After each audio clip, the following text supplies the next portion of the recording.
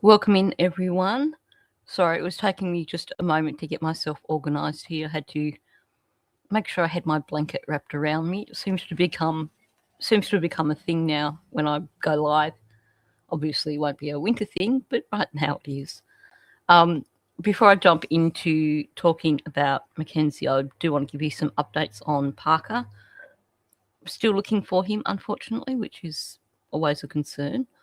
But first of all, welcome in Princess Pillow, welcome in Teresa, welcome in BTTV, welcome in everyone else who's here that I can't see right now. Welcome in Rita, and I should probably say welcome in Camilla, even though if you are here, I can't see you. So for anyone who might not have caught my lives over the last couple of days, we have a autistic 11-year-old boy who is missing from Calgary in the Thorn, oh gosh, I can't think of the name of the location now. Excuse my Thorncliffe area.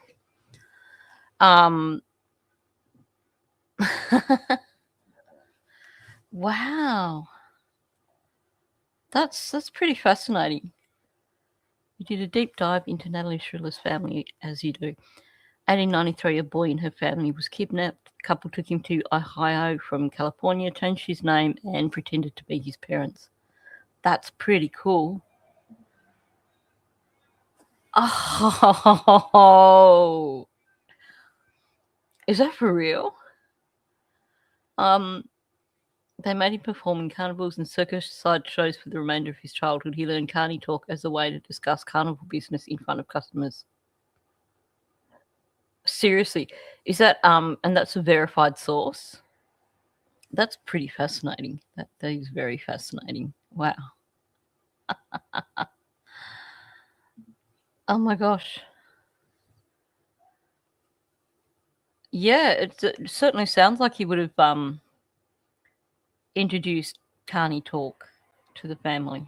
That is fascinating. Oh my gosh, that is so fascinating. That is so cool. Okay, so update on Parker. So he's nonverbal. He's been missing now since Thursday.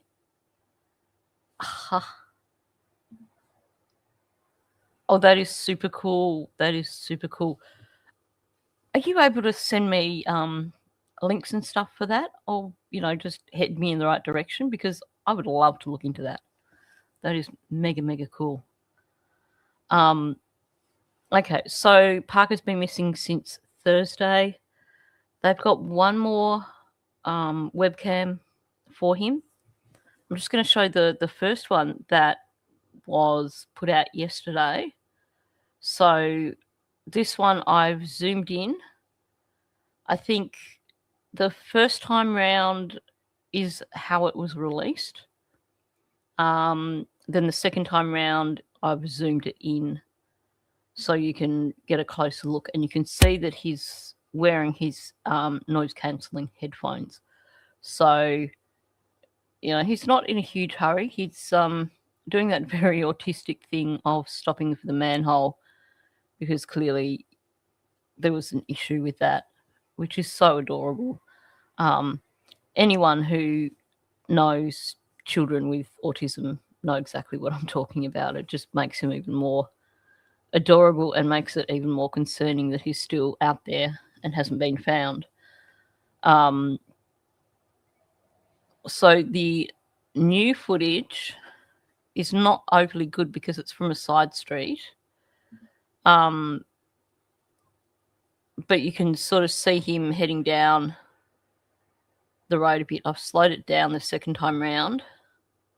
He's in no hurry.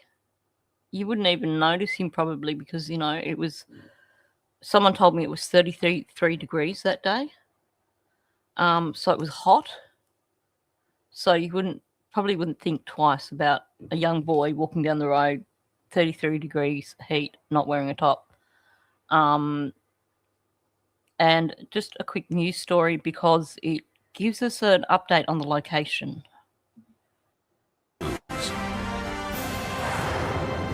Good afternoon. The search for a missing 11-year-old Calgary boy continues. Police and search teams are focusing on several northwest and northeast communities and asking for the public's help to find Parker. Mason DePatie has more details. This is the last known location of Parker Wells. A security camera captured the 11-year-old walking down the street here on Travis Crescent Northeast just after 12:50 Thursday afternoon. More than 4 days later, hundreds of police officers and volunteers are still trying to piece together where he went next. The 11-year-old is autistic and nonverbal, and police say he might not respond if someone calls his name. Police have been playing familiar Disney songs through their loudspeakers, hoping it may attract Parker's attention or encourage him to come out of hiding. More than 300 police officers have taken part in the search so far, along with RCMP members and more than 100 Search and Rescue Alberta volunteers. Crews have been searching several communities around Nose Hill Park, while investigators review more than 50 hours of CCTV, residential security, and dashcam video. Police are asking Calgarians, even outside of the search area, to check their yards, sheds, garages, vehicles, and any other spaces where a child could hide. They note he does like to lock doors behind him. Parker was last seen without a shirt on, wearing gray shorts and possibly black noise-canceling headphones. If you do spot the child, you're told to contact police immediately and keep him in sight, but do not approach. Back to you. Oh, sorry, that's my cue. It is so concerning. I'm still concerned that they've got so many searchers out and about, because they're going to struggle. If they're wandering around in groups, he's not going to come out. And it may be that he's just going to hunker down. If he keeps seeing people all over the place, he's going to hunker down. If he's hidden really well, could make him really hard to find. But I'm also concerned. I mean, the plus side is there's no footage of anything like that, but I'm also concerned about a Michael Vaughan sort of situation, a crime of opportunity if someone saw him and picked him up. But there's no suggestion of that. There's no evidence of that. So fingers crossed. They've done a poster now for him. So that's now out there for the whole world. Just giving his details, where he was last seen, or what he was last seen wearing, which is his grey shorts and his black Skechers and noise-cancelling headphones. Now, I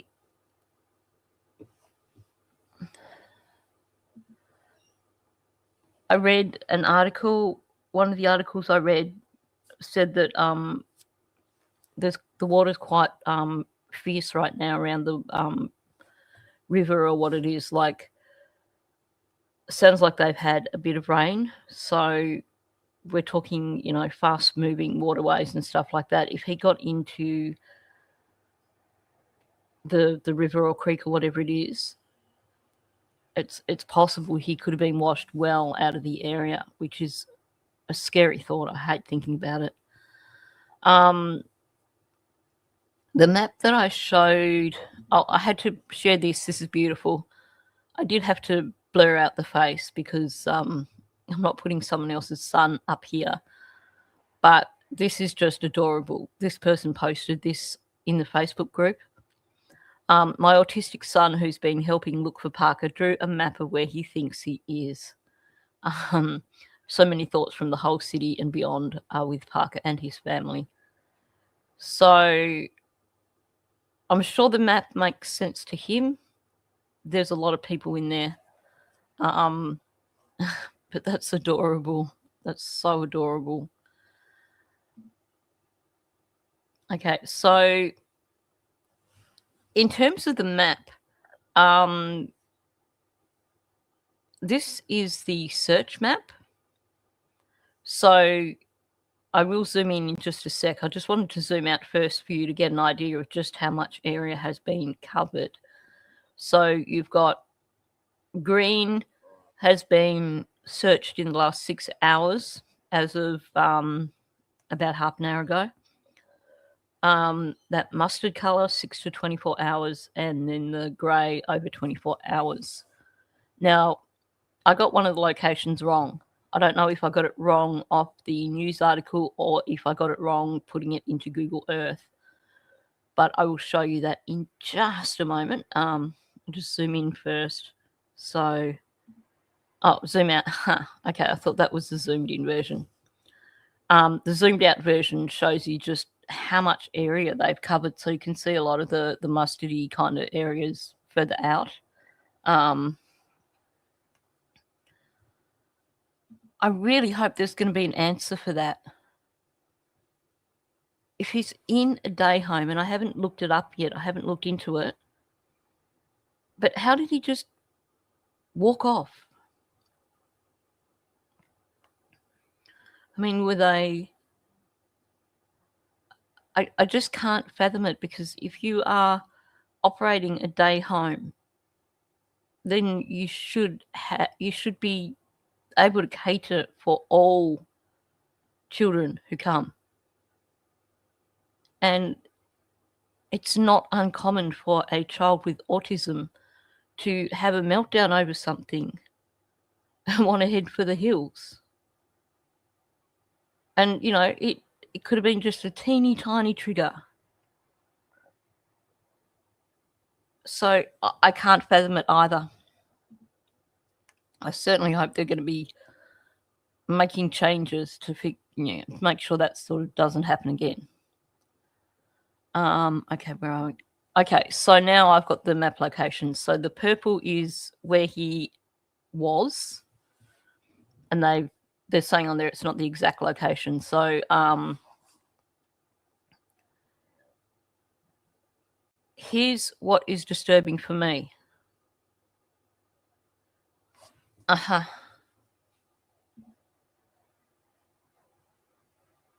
Right. A day home in Alberta is a childcare service provided in an in-home based setting by a family day home educator who can care for up to 6 children, not including their own. So it's family daycare, essentially, but with the education thrown in. Well, somebody needs to lose their license, because the thing that disturbs me is he was last seen between 11:08 and 11:41 a.m. What do they mean by that? Does that mean that he was unsupervised for half an hour? Like, you have a boy with ASD. He is high needs. He's nonverbal.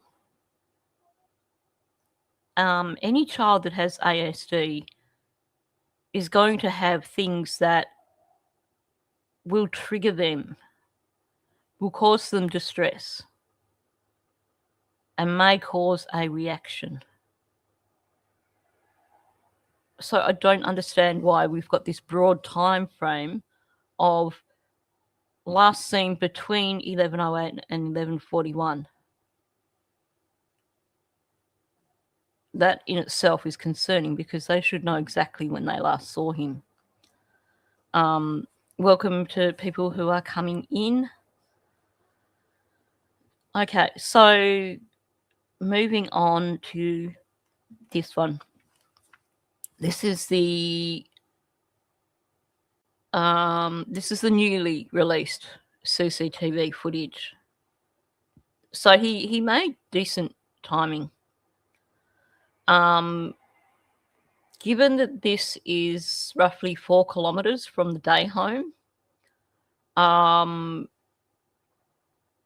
obviously he had to have left the day home way before. Hang on, no, what's this one?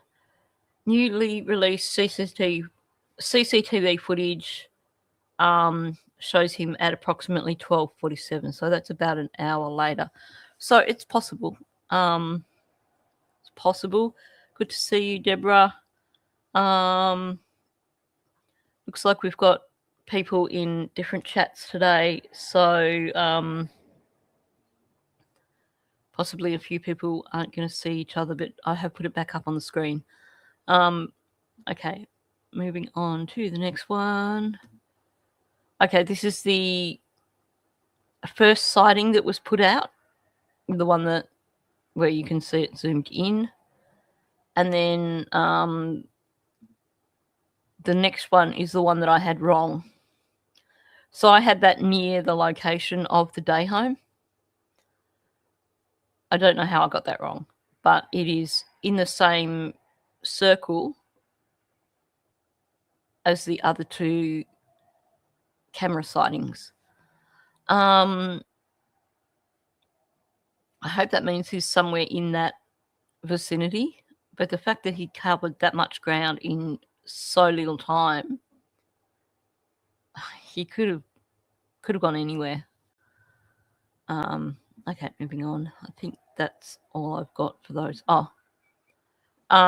So they've extended the search area. They've broadened it out because obviously he's mobile. He could have gone anywhere in the space of 3 days. I think that's it. Yep. Okay, I'll pull that from the stage. So that's all we've got for now with Parker. I'm just so desperately hoping that they find him. Someone was saying there's an area there that is shut off at the moment because they've brought in have a look at Travis Can't. Travis Can't. I will jot that down. I hate when autocorrect fix things. I will definitely have a look at that. And welcome in, Mike. Sorry. I believe they have used scent dogs. They've used helicopters. They've used drones.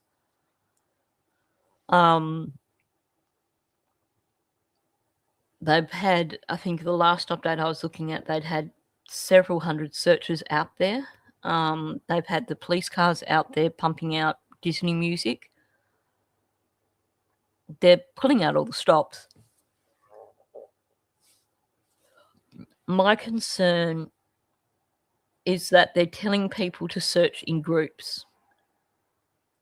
And that's great, except that if he's there, and he's like, starting to get hungry, starting to get thirsty, he's not going to come out if there are constantly people around.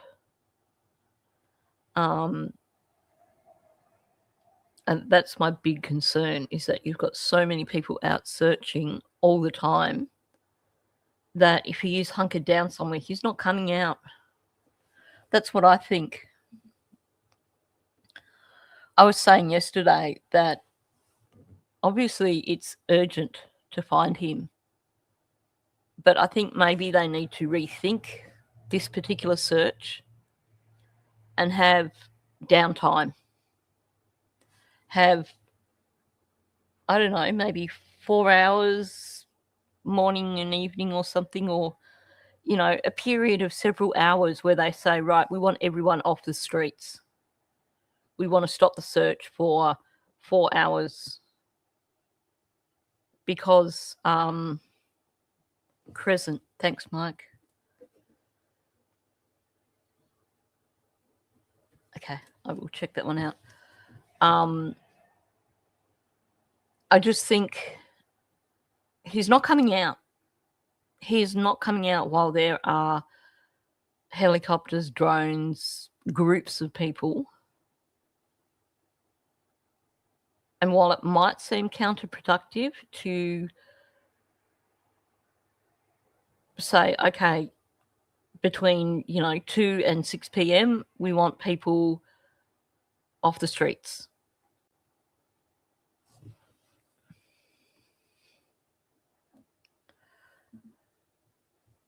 Well, they think that he won't respond necessarily to people calling his name.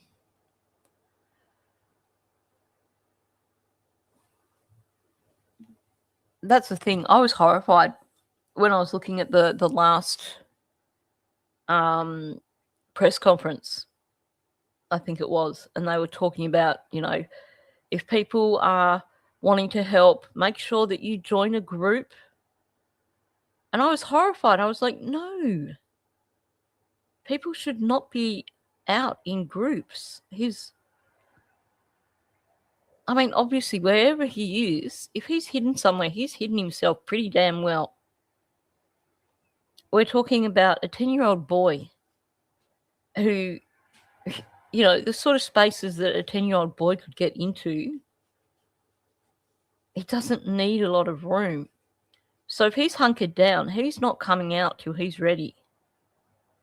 And he's not going to be ready while there's people everywhere, like groups of people. He will, they've made it very clear from the get-go that he's nervous around people. Yeah, they've been kind of vague on that. They really have.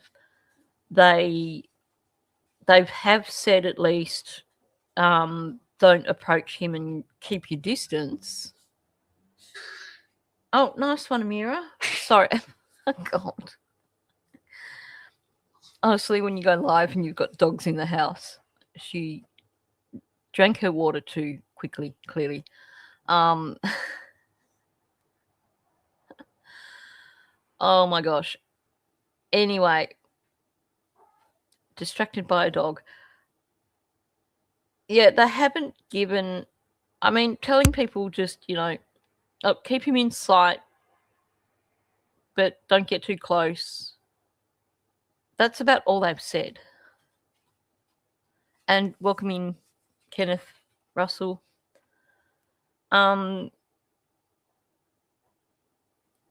They've given some... They finally came out in the second press conference and pointed out that, a rather slight 11-year-old boy can fit into spaces that you could not imagine, which I think should have been said from the get-go. They've said that he has a tendency to lock things behind him. So if he's gone into someone's garage or shed or something, it's possible he's gone in and locked it behind him. Yes, and that's not been mentioned because that's going to stress him out even more. People with ASD really, really struggle with making eye contact with people. Any loud noises. We're looking at a boy who is high level in terms of the ASD. You saw that first bit of footage where he got to the manhole and he had to stop and check it out. Those noise-cancelling headphones are possibly the thickest headphones I've seen. So he does have some major sensory issues.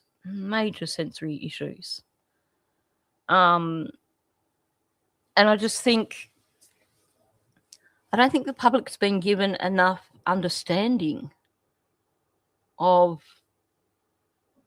what Parker's world is like.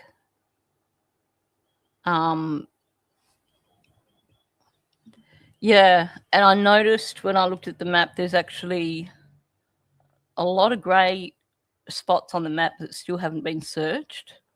I wish I had got a zoomed-in version to show you, but there's a lot of areas that show grey that haven't been searched. And, people might have searched an area and just presumed that, oh, he couldn't have got in behind that because that's too tight, which is not the right mindset. I mean, he could be hidden anywhere, and it's been warm. It's been several days. He's going to be hungry. He's going to be thirsty. I hope that they've got people just sort of, I hate saying staking out, but it kind of seems the best description. I hope they've got people staking out the river. Just, people spaced along the river that have got a view of the river and can then see the next person further up.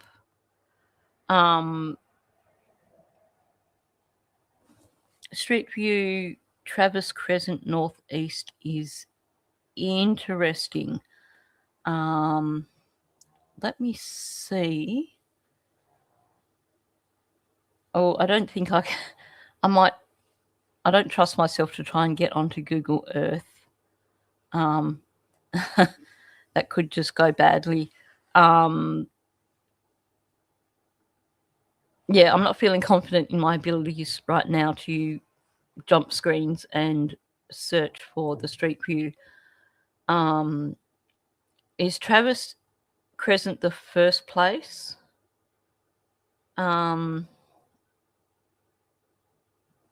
It's I'm just so concerned about this little fella. The first thing I did this morning was check, and I'm not talking about before I got up. I'm talking about the moment I woke up, I got on my phone to see if there was any updates.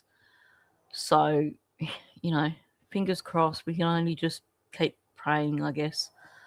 I mean, what more can you do? Oh, the latest CCTV sighting, this one.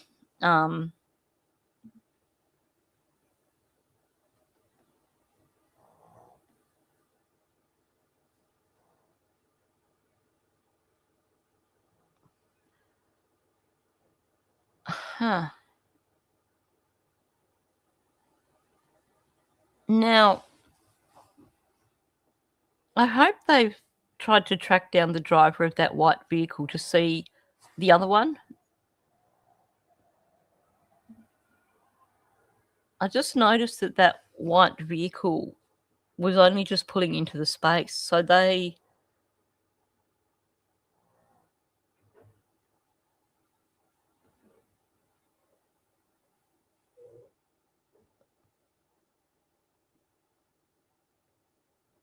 Now, I haven't got the actual time frame on it because I zoomed in. But I just noticed with that other one, the car was just reversing into its spot. So I hope they've actually contacted the driver to see if they saw him go any further. This one with the basketball hoop. Yeah, I played again.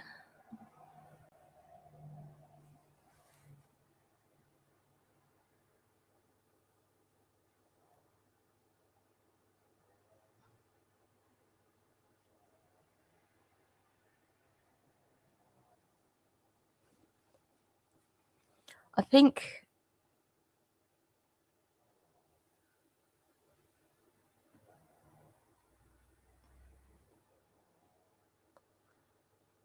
Yeah, I think for me, him in that manhole, that's so adorable. Oh, and he went around it. He actually went sideways and went around it. Yeah, the white driver might have seen him. Oh, well. There's a house a few doors down, blanked out with a pool. Wow. I hope that they have got everybody with pools checking their areas and things. I get so concerned when I see a high needs child like this who really, really just needs needs to be looked after, and like it just frightens me that there's so many people out searching in big groups when he is probably really hungry and really thirsty, because he's not coming out. While that search is on, with big groups of people wandering around, he's not coming out. And if he's hunkered down in a tiny spot, he might be really hard to find. And that's the thing that frightens me, because the longer he's tucked away, you know, I was looking at the temperatures, and, you know, we're heading into temperatures of heading up into the 30s now. So it's not a good thing. Not a good thing at all. Okay, now I'll just pull those ones away. I have a few different things here to bring up, and it's possible that I may not have put up what I needed. Okay. So while I talk, I'll bring this up. So I'm moving on to Mackenzie now. This is actually drone footage that was taken as part of the crash investigation. So they actually put a drone up and they flew the entire route from where she turned off Pearl and went along the road before the accident. So for anyone who's new to following Mackenzie's case, this is going back to 2022, and Mackenzie Shirilla was 17. She was a few days off her 18th birthday, and with her boyfriend and one of his friends in her vehicle, she decided to drive her vehicle into a building going 100 miles an hour without braking.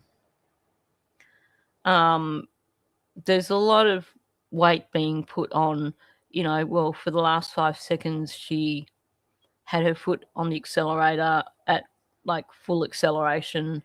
And I think her family are trying to argue that, you know, well, that's only 5 seconds.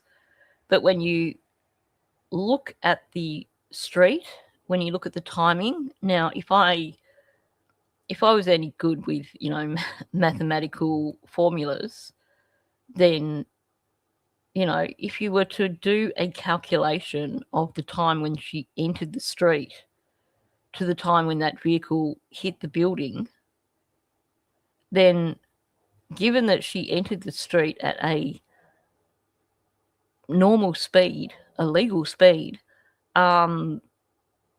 she had to have been accelerating along that street. Like, it's not a situation of she just put her foot on the pedal for the last 5 seconds. The foot was already on the pedal 100%. So the thing that stood out to me, and this is why I wanted to show it, is how rough this road is. This, you know, her father's claiming, oh, this is a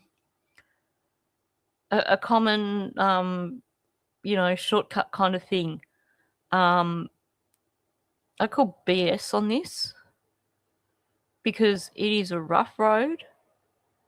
For her to have been going along this road at 100 miles an hour when it's that rough, that's determination. Welcome in, Ariel. Good to see you here. And not only that, it is dead straight until you get to the end. And you will see in a minute, there's actual really big, really visible traffic cones which show the beginning of the last 5 seconds. And you'll be able to see how much room there was to basically calculate that, hey, I'm going too fast. So this is those cones there. And this is like the last 5 seconds. So she covered a lot of ground in 5 seconds. It's rough, like doing 100 miles an hour over this sort of ground. Like, it's unfathomable to me. This is in no way an accident. Yeah. So self-absorbed, exactly.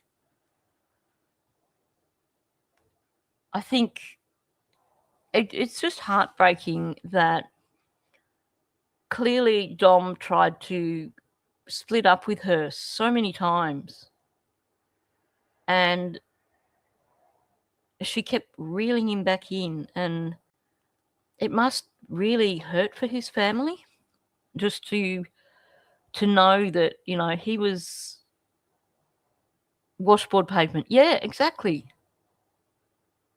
You would know. If you were driving over this at 100 miles an hour, you would know it. And you can see here where it actually curves. This is just before impact. I mean, it looks like a long way when you're looking at it in drone, from a drone. But this is just before impact. Oh, okay. These ones are the ones that I think are. I think they're the ones for the last. No, they can't be the last 5 seconds because that wouldn't be. The ones further back of the last 5 seconds, those ones, I believe, mark something. But, you know, you can see this is not a straight route at the end. And yet she stuck to that road like glue. And she had to have basically. You should see our Victorian roads at the moment. There's potholes everywhere. Someone posted a picture the other day on Facebook that essentially showed a pothole where they'd set up like a, I mean, obviously it was done in AI, but they had a pothole and they'd set it up like a little resort with like, you know, lounge chairs and umbrellas and stuff like that. And they're like, you know, prime real estate. And like, someone has basically said to people to start contacting, I think they said start contacting Victorian politicians or something and sending them pictures of every pothole that they come across. So, you know, it is very much the same thing here. It's, you know, crappy roads, money not being spent when it should be. Okay,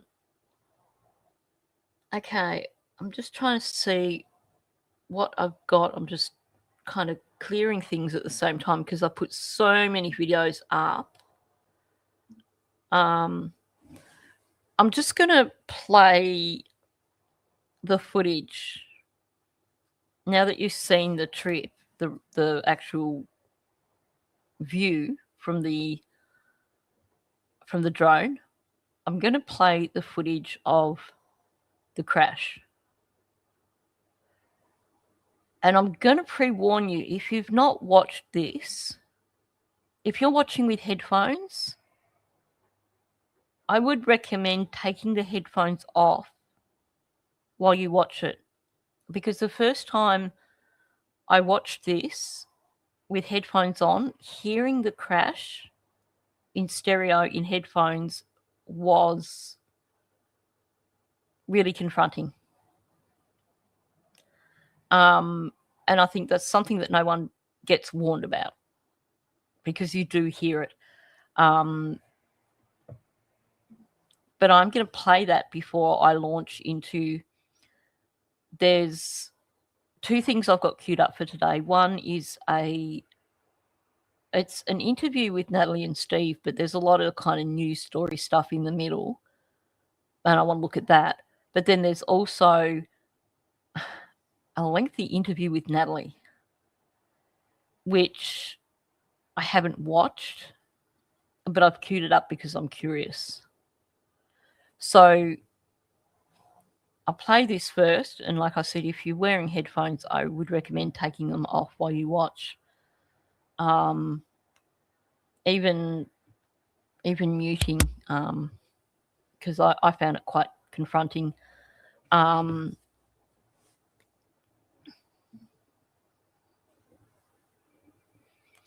Yeah. When you dig into this, her parents enabled her so much, and they still are. Yeah, that footage when they called the police on her, and Steve Shirilla was not being nice, that's for sure. Okay, I'll put this up. And when you see it, you can see like she just so very casually turns into the street, like not breaking the law, not speeding, not anything like that, just doing the right thing.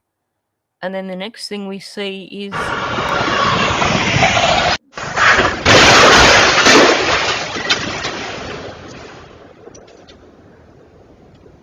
okay, and I really should have taken my own advice, because trust me, when you get that through headphones, it's triggering. It really is. It's so disturbing. She did not slow down at all. And when you watch this after seeing the drone footage, it really does bring it home. She was doing 100 miles an hour. She did not take her foot off the accelerator. That accelerator was down 100%. There was no attempt to brake. That's who's that guy? That's the guy with the dreadlocks, is it? I love him.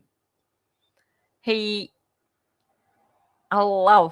love his channel. He's so good with his content. Yeah. I had seen it a few times before I was going through all the clips and everything. And when I was going through the clips, I was going through them on my MacBook. So I had my headphones on, because I just keep my MacBook set up now for studio. So my headphones are always permanently plugged in. And yeah, so confronting when you hear it like that. Okay, so in July 2022. Run that back a bit. So like I said, this is kind of mixed in with AG Tactical. That's it. Oh my gosh. Brilliant. The guy is pure legend. I love watching his Mackenzie Shirilla footage. I love anything he does. It's like Mackenzie Shirilla and the low test Steve. So true.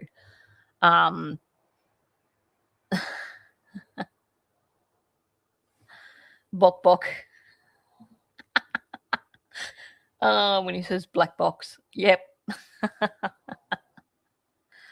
Oh, that's so classic. That's brilliant. I love it. You've got a joke about them. I mean, the parents are just, they're so tone deaf. They really are. Listening through all the phone calls, the way they victim blame, the way they make excuses, the way they blame the other families, like somehow they're responsible for Mackenzie being convicted. How is that even possible? Anyway, so this has got some news footage mixed in, so I'll just be, going past the news footage. But I did want to look at this brief bit of interview first before jumping into looking at Natalie. Because honestly, she's a very interesting individual. My God. In July 2022, a day that brought a mix of pain, I struggled with this because relief, and guilt.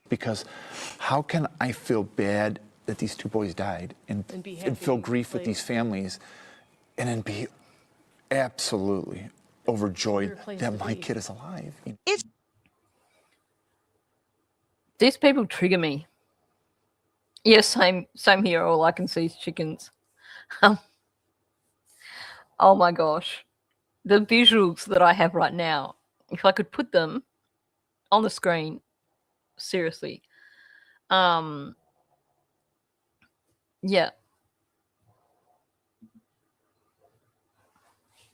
She had every intention for him to die in that crash.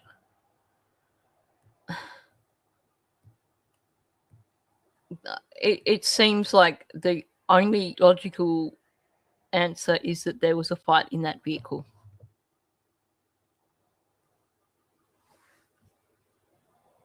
And poor Davion, he was going to go with his friend. He was like, I want to go home and have a shower first. There is no sense of concern here for the other victims from these two. Yeah, that is hella funny. Bok Bok and Mrs. Bok Bok.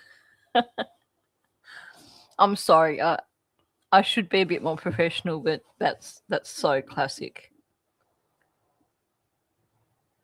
But then the words do not match the body language here. I'm just going to run it back just a smidgen. But he's trying to say, he's saying what he thinks he should say, essentially.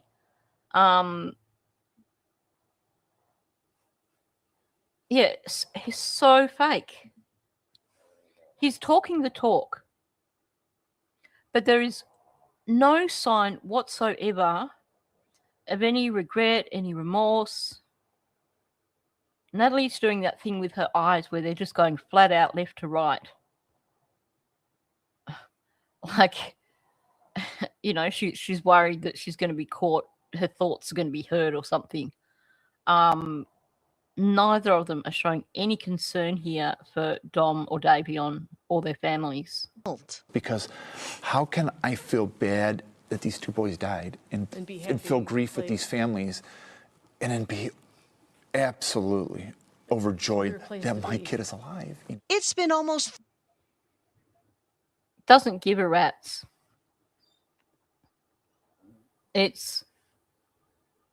That's not something that's coming from inside him. That's something that is coming from a place of, this is the expected thing to say, so I'm going to say it, but yeah, exactly. God forbid that you feel more than one feeling at a time. He really is. It's just acting. And she's not showing any remorse either. She's just going along with him like, yeah, this is what we should be feeling. It's so fake. If he said what he really was thinking, then what he was really thinking was, well, at least she survived because the others don't matter to me. That's what his body language was telling us. That's what his speech was telling us. And then the turtle shell thing with the shoulders, the shrugging it off because it's not important to him at all. Yeah. He's not good with his choice of words, that's for sure. Neither of them are.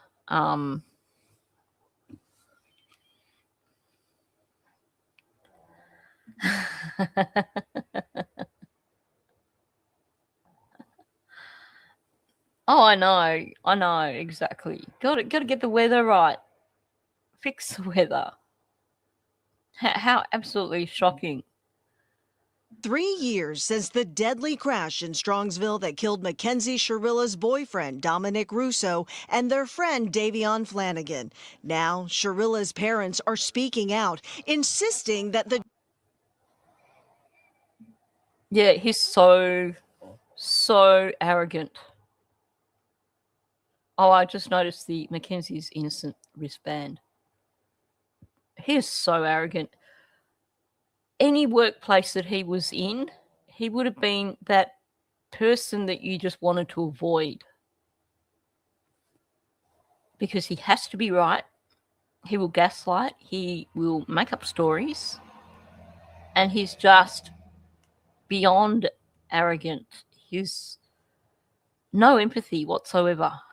justice system got it wrong. Show me one piece of evidence, one, that says she did this on purpose. Show. Oh my gosh. He's like a broken record, isn't he? And he does that thing with his hand. He's so aggressive over it. The thing is, you could slap them in the face with the evidence and they would still ignore it. He doesn't. It's that whole really aggressive arguing way of, I'm just going to bash you down with my argument until you accept it. Yep, innocent of not much. Yep, that would be pretty much it. He really gets my goat. This whole refusal to accept her innocence when there is evidence there in spades. One that says she did this on purpose. Show it to me. Here it is. That's it. Then she's right where she belongs, and she's guilty of it. But there isn't any. Steve Shirilla, you are more than welcome to join us on a live stream at some time and we can show you the evidence. In fact, Steve, all you have to do is watch any of the channels on YouTube that are covering this case. And they'll show you the evidence. Yeah, this was the first interview that they did. So it was a few years ago. But he was doing exactly that same thing in that more recent interview that he did. He's got the act perfected. He's such a tool. He's making himself look like a complete tosser, because at the end of the day, the evidence is there for everyone to see. How many people have done FOIA requests and got all the documents, have got all the footage, all the interviews? What more evidence does he need? How does he explain the vehicle going 100 miles an hour with no let off on the accelerator, full acceleration? How does he explain the attempt by someone to throw that vehicle into neutral and the vehicle being put back into drive, and then immediately after that, someone grabbing the steering wheel and trying to reef it sideways to steer away from impact?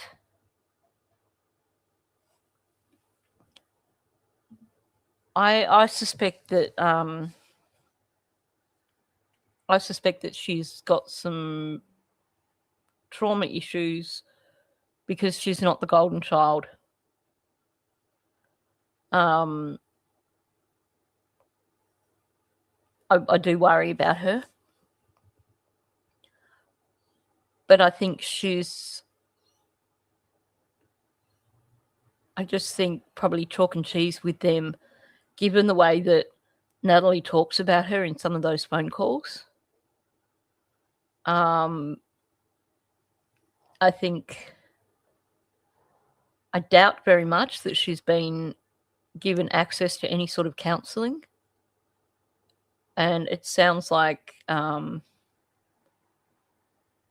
she's not the special one in the family. I just hope that she's moved out by now and living somewhere else. You know, that's the hardest part with this. Just thinking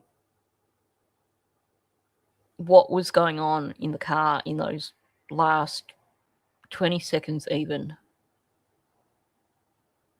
Because you don't just put your foot on the accelerator and go from 35 miles an hour to 100 miles an hour like that. Like, it takes time to get up to full speed like that. So that panic of realizing the acceleration and whatever she was saying, and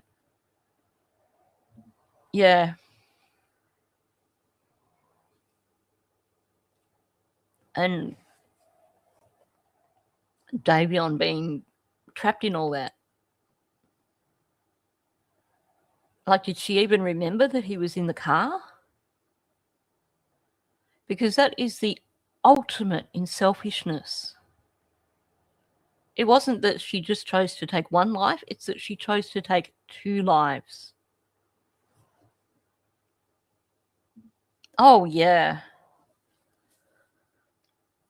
He thinks he's all that, basically. He thinks people are going to believe him. And he seems to be loving having an audience. He really does.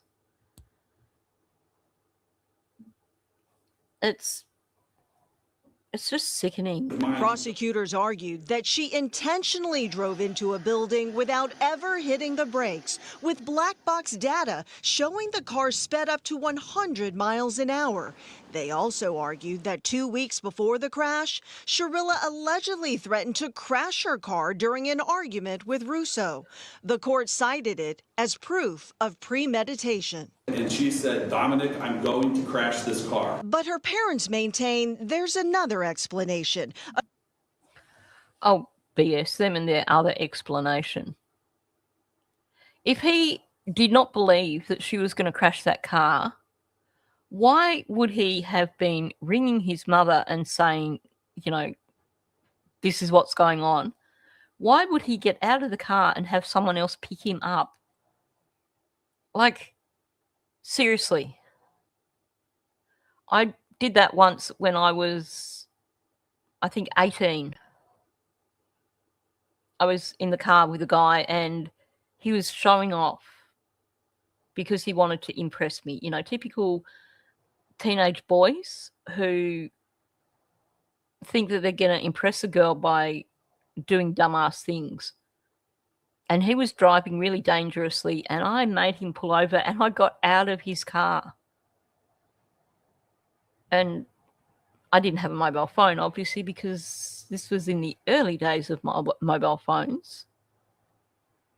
And luckily it was in an area where I knew people and I just walked to a friend's place and was like, you know, I need to get home now. But it's not something that you do lightly, especially not out in the middle of nowhere where you then need someone to come and pick you up. Oh my gosh, we need a song for Low Test Steve. Honestly. We might have to we might have to do a bit of brainstorming at the end of this live stream. Try and come up with a song for Low Test Steve. Is that bad?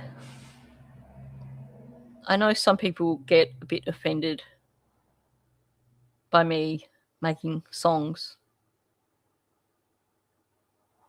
But honestly, you got to find something to laugh about with these cases.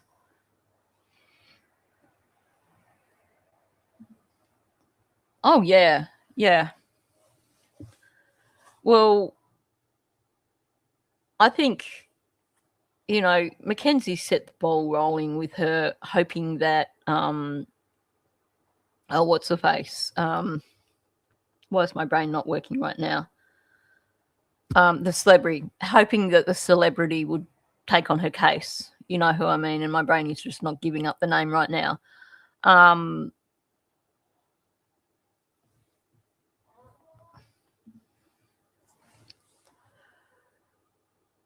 Yeah, I think given that what we are seeing here is a situation with a entire family that are now trying to cash in on the case,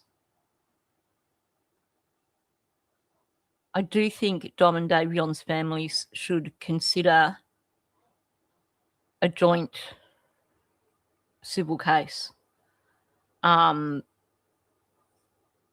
Basically to make sure that Mackenzie's not getting rich off this, or her family. Whoops.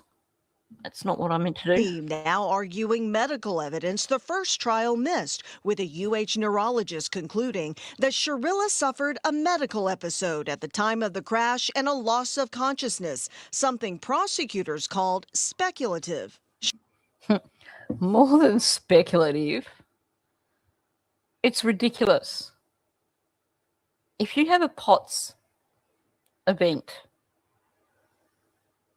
you're not going to have your foot flat out on the accelerator still. You're not going to suddenly throw the vehicle back into gear when someone has pulled it out of gear. Yeah, exactly. Kim Kardashian, yeah.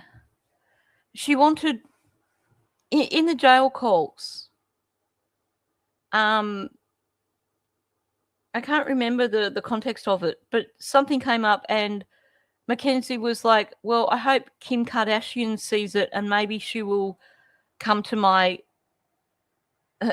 defense. And Kim Kardashian, thanks for coming in, BTTB. Oh, go hunker down. Okay. You know, Kim Kardashian actually basically responded essentially with, you know, not my problem. Not in those terms, but brushed her off pretty much because, you know, what can you say? Yeah, Dom's sister is pushing that, and I hope it comes through because this family is going to make bucket loads of money off this case now. They've got no conscience, any of them whatsoever. It's unbelievable. Shirilla's latest court filing also includes text messages they claim flipped the narrative over who was threatening whom in the weeks before the crash, with texts from Russo purportedly saying, "I'm sorry." There's no evidence what was going on. Okay, well, yeah, that's how she works. How does that prove anything? They really are desperate in terms of their attempts to flip the narrative and convince people that she's innocent when there's no way at all. In that car, other than the information they gleaned from the black box information. This was not reckless driving. This was murder. In the 2023 bench trial, the judge found Shirilla guilty of murder and sentenced her to 15 years to life. And these poor families think she did it intentionally, and she didn't. And and they don't know. There's information they didn't see. There's information they didn't have. There's information we didn't see or have. Note how she's trying really, really hard to work up some emotions and putting on the fake voice. She's trying so hard, but she cannot work up the emotions, and it just kind of goes out the window. Oh, this is cracking me up. Just seeing all these chooks or chickens in the...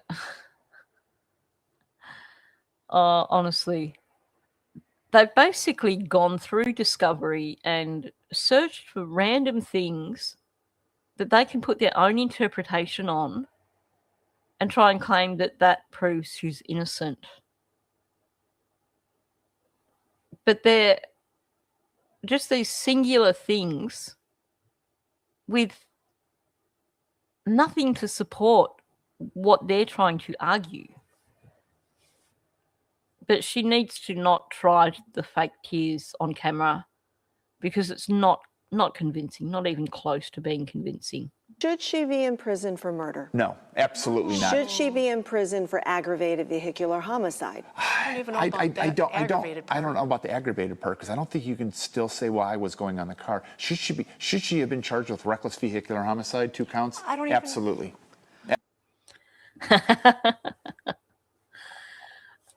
I don't think Natalie was happy with him over that. They're trying to... They're trying to minimise it for starters, but they're trying to give a little in terms of saying, well, you know, she did do the wrong thing, but not to the extent that she's being accused. It's still part of the gaslighting.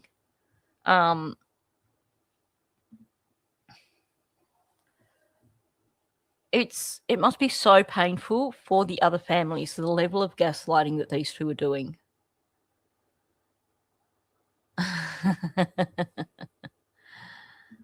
Yep. this much publicity and Kardashian still says no. Yep, exactly. Gee, I wonder. Honestly, anyone just has to watch an interview with these parents and you would run a mile. It's... Absolutely. Not if it was medical. Today, Mackenzie... She's going to hang on to that medical thing for as much as she can. Now, I haven't finished listening to all the phone calls yet. But can we just acknowledge when Mackenzie got her license prior to the crash, she never marked on there that there were any medical issues.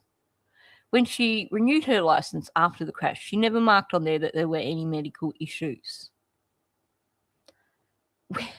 When she was doing one of the early phone calls with her mother, she claimed that she had this POTS event kind of thing. She's like, oh, I suddenly felt really, really dizzy. And she's like, and I got all shaky. And then something like she said, and I was having spasms. And I'm like, if you have a POTS event, yes, you might black out. But what you're trying to describe there sounds more like a petit mal or a grand mal, and you're still speaking normally. You're not acting differently after claiming you've just had this POTS event, that you claiming you've just had this very second. It was such a put on, and I've not heard any references in any other phone calls to any other events that she had. But the simple fact is, yeah, pothead, that's what it is. The simple fact is, she had her foot on that accelerator, full acceleration, did not lift it at all. Somebody knocked that car out of gear, trying to stop the speed, trying to stop the car, and the car got put back into gear straight away. And someone then grabbed the steering wheel and tried to turn it hard. And then the driver took control again. She was not blacked out. Mackenzie Shirilla is now in an Ohio women's prison in Marysville, where her mom says they chat every day, whether by text from a tablet or by phone. She does a lot of painting. She paints. What kind of hopes, what kind of expectations do you have for Mackenzie's future? That the truth will set her free. That's what I need to have happen. The truth, that there was no intent, that part, the truth will set her free. Did you see the eyes while she's saying that? It was like ping pong. She's trying to say the truth will set her free. But it was full on ping pong. Her eyes were just going flat out, left, right, left, right. Because she's not going to try and get eye contact while she's saying that. I put out a YouTube short last week where Mackenzie was saying that she was like, oh, so I didn't know what to think, so I got this book and I opened it, and the first thing I saw was "The truth will set you free," and they were like so excited over it, and I'm thinking, yeah, duh. What they're saying is that you will never get parole while you continue to deny what actually happened. But they interpret it as, oh, if we say she's innocent, that'll get her set free. They're morons. They need to stop and actually look at the hard evidence. And Mackenzie sat through the entire trial. She claims she can't remember, which is BS as well. But she sat through the whole trial. She can see the evidence that they have against her. And yet she's still trying to claim innocence. Like, yes, the truth might set you free if you actually admit what you did. Then maybe you will get parole in 15, 20 years' time. Exactly. While they continue to enable her, then she can forget about it. She's never getting out. Instead of putting all their energy into more appeals, into doing this public media tour, all this sort of crap, maybe they should put the energy into themselves, get some decent counselling so that they can start to come to terms with what she did, so that maybe they can help her to actually accept the consequences for what she did. The Ohio Supreme Court has already rejected her appeal of the verdict, and earlier this month, the lower court rejected Shirilla's petition for a new trial, which is now under appeal. Now, we do want to note that Shirilla's father is a former WKYC employee, not in the news department. Natalie Shirilla, thank you. I'd love to know what he did with WKYC or whatever it was. That would be so fascinating. Like I said, that was an interview from a few years back, and we know that she's pretty much reached the end of the road with her appeals, although apparently after the latest rejection, they've put in a please, please, please, just, will you reconsider kind of thing, which no law in it.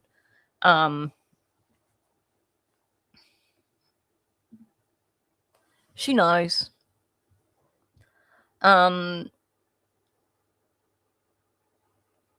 I think on some level he knows, but he just is too arrogant to accept it. But when you listen to the way she says some things in the phone calls, She knows it was intentional.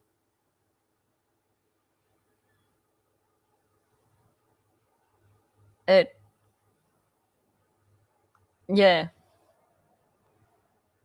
She knows that her daughter is a killer. That's why I think they should be focusing on themselves right now and getting help to come to terms with what their daughter did, rather than continuing to enable her, because none of them are helping each other. Yeah. Their arguments don't hold water at all.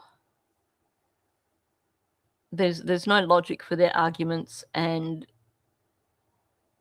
he is so aggressive with the way he argues.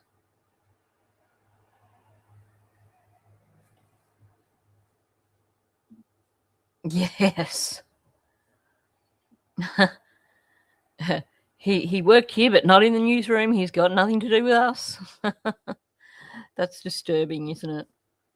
Okay, so this is quite recent. This is Mackenzie Shirilla doing a interview on, and I wrote it down. This is one of the channels that's been doing quite a bit of stuff on the case as well. And, well, you know, let's just jump in. Very much for taking the opportunity to join us. Thank you for having me. Let me just clear something up here, because you know how in this space, everybody's got a conspiracy theory. Just to be clear, when I was interviewing your husband, I think, given that everyone seems to be in the same chat right now, I'm going to pull the comments off stage because it's distracting. you were in the background paying attention.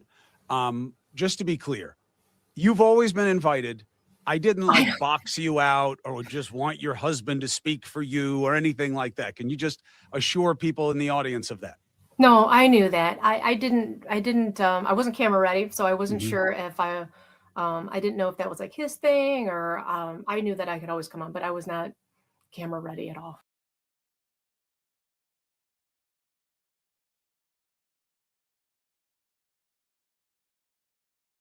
Okay, and I was muted then. Yeah, she needed to be camera ready. I wonder what not camera ready looks like.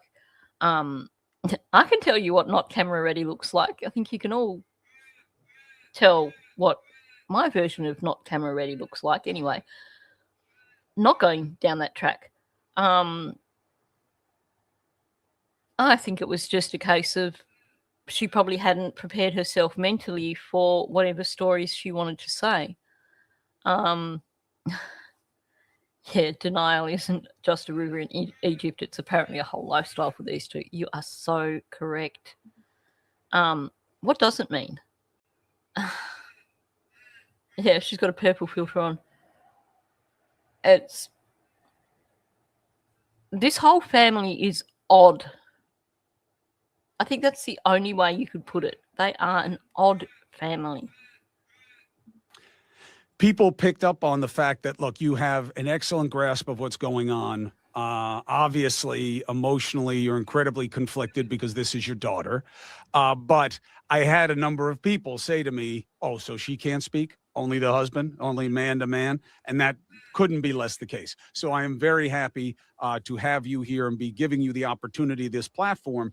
And what I think is really interesting here is that you believe that people have a fundamental misunderstanding, not just of how this case went, but who your daughter is. So it's not just a misunderstanding, it's a fundamental misunderstanding, meaning that we're all a bunch of complete utter morons, and we really don't get it. Like, we don't get it to the extreme level, like even just down to the very base of the matter. Like, honest to goodness. Do I have that right? Mm-hmm. Yes. So let's start with the first one. How do they have who your daughter is wrong?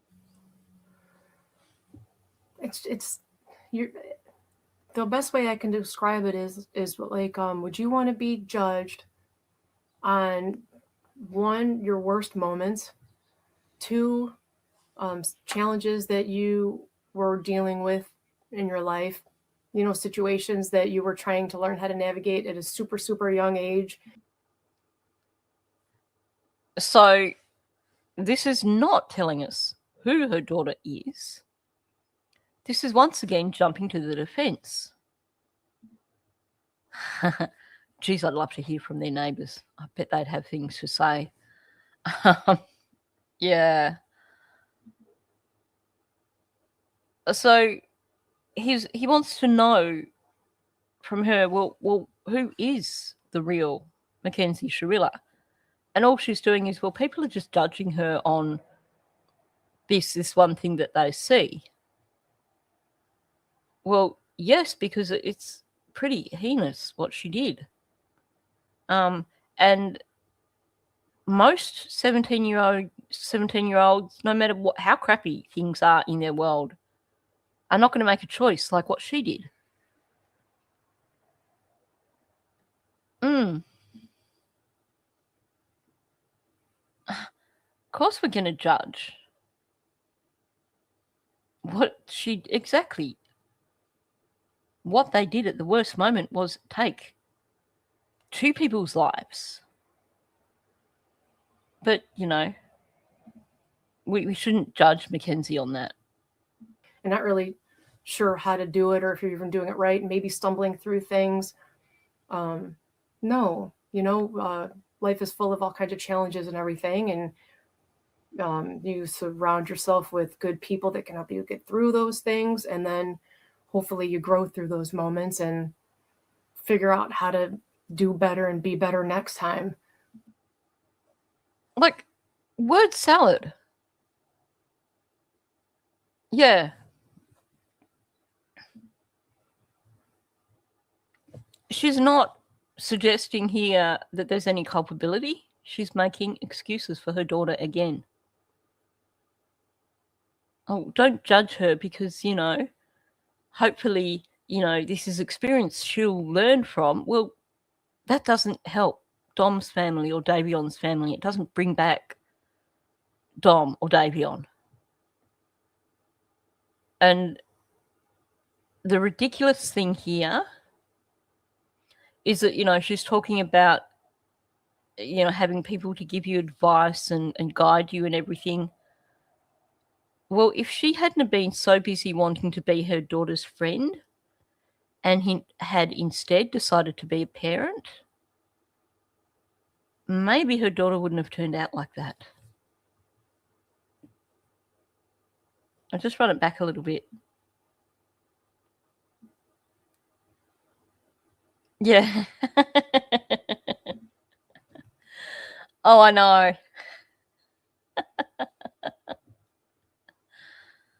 Sometimes with people like this, there's no way you can have a poker face.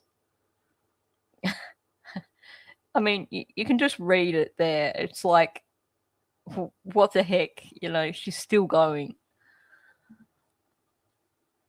You surround yourself with good people that can help you get through those things. And then hopefully you grow through those moments and figure out how to do better and be better next time. But she was so, I'm going to cry again. She was so little that it's hard because she is like a young teenager who's going through, you know, teenage challenge stuff. And she was so little. Okay. What blows my mind hearing her say that is that her and Mr. Bok Bok followed Mackenzie on TikTok. How can you try and infantilize your 17-year-old who is pretty much selling herself on TikTok? Yep. We should not forget this. She wanted the master bedroom, so they moved out and gave it to her. But what she's doing here is She's trying to infantilize Mackenzie, trying to make Mackenzie out to be a 6-year-old who's not capable of making the right decisions because she's too young. She's just this poor, fragile little girl. And we need to feel sorry for her. Like, oh my gosh. Your daughter was 17, living with her boyfriend. She was posting TikTok posts that, well, certainly don't make her look like an innocent little girl. There's nothing about Mackenzie that would make you think that she was this poor little innocent girl who, just made a little mistake. That's how she's being judged against, and that's not who she is. You don't be judged on who you are based on the challenges that you're going through. So it's kind of unfair. No, she wasn't being judged on the challenges she was going through. She was being judged on the way she dealt with the challenges she was going through. Show me a 17-year-old that doesn't go through challenges. It's that part of life when you're discovering who you are, when you're wanting to become independent. Every teenager at that age goes through challenges. They go through the battle to get independence, to find their identity. But the difference is not every teenager, not every 17-year-old teenager, just because they're going through challenges, drives their car into a wall at 100 miles an hour. When you say challenges that you're going through, help us understand what that means. So like situations at school, right, with other kids who are not kind. Situations at school with other kids who were not kind. Has she not heard the many, many people who've come out and said Mackenzie was a bully at school? Mackenzie wanted to be the mean girl.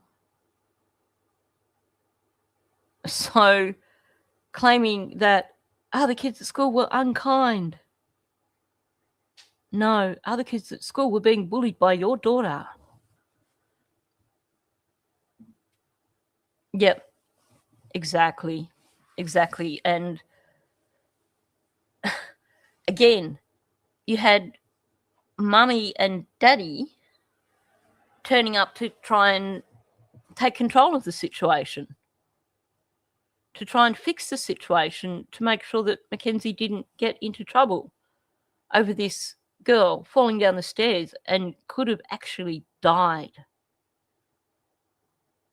But no, they just kept going. Oh, I forgot too, yeah. It wasn't just the kids. She was bullying teachers. But, let's go with she was being bullied. Poor little Kenzie. Is that you're going through. Help us understand what that means. So like situations at school, right, with other kids who are not kind, not kind to her or not kind to her friends or people she loves. She would always kind of insert herself into those situations to defend her friends, and rightfully so.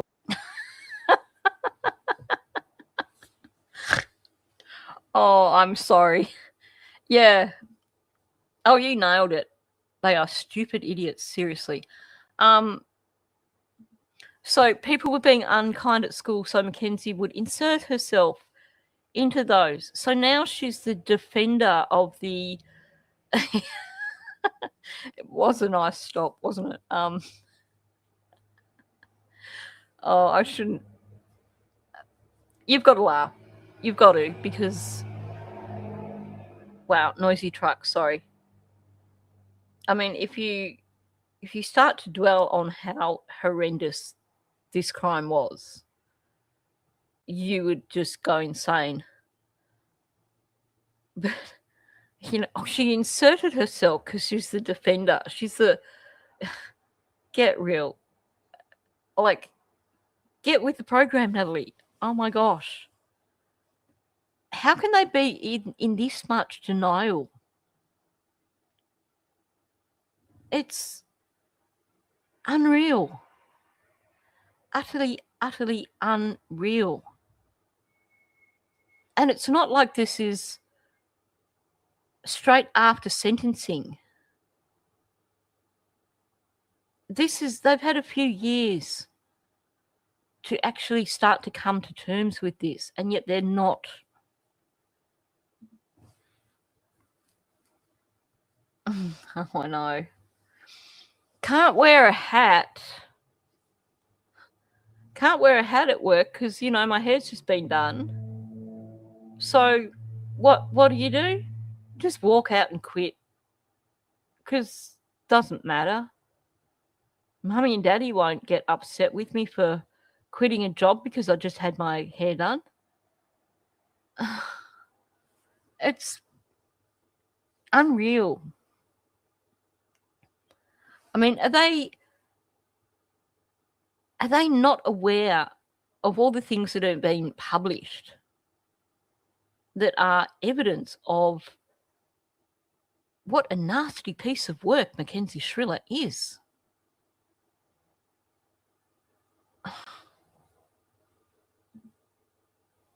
Yep. Her and Dom got together when she was 14. Apparently they had no problem with it. And she was already moved in with him by 17.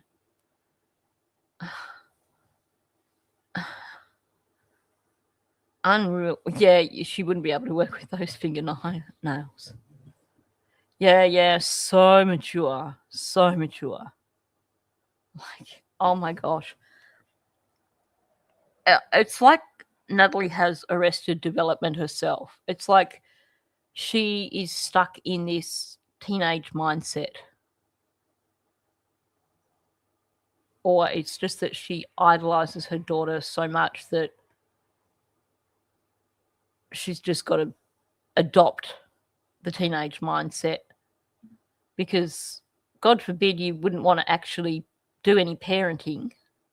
I mean, we all want friends to do that for us, but then sometimes she would get in trouble for inserting herself into their situations and stuff. So we would kind of talk through those. And okay, so the times that she got into trouble for bullying, now the version is that she inserted herself into situations to defend people. She wasn't bullying. She was just defending people. Like, total denial. I really, my heart breaks for her sister. She does seem to be living via her daughter. And when you listen to the phone calls, she was loving being in a friend's circle with Mackenzie's friends. This chat group that she had, she saw herself as one of the group of teenagers. I swear. When you listen to the way she talks about how she was talking to such and such about this and was like, well, just wait, and she's reveling, like having Mackenzie incarcerated has allowed her to become part of Mackenzie's friendship group to the point where she's communicating with them like they're her besties.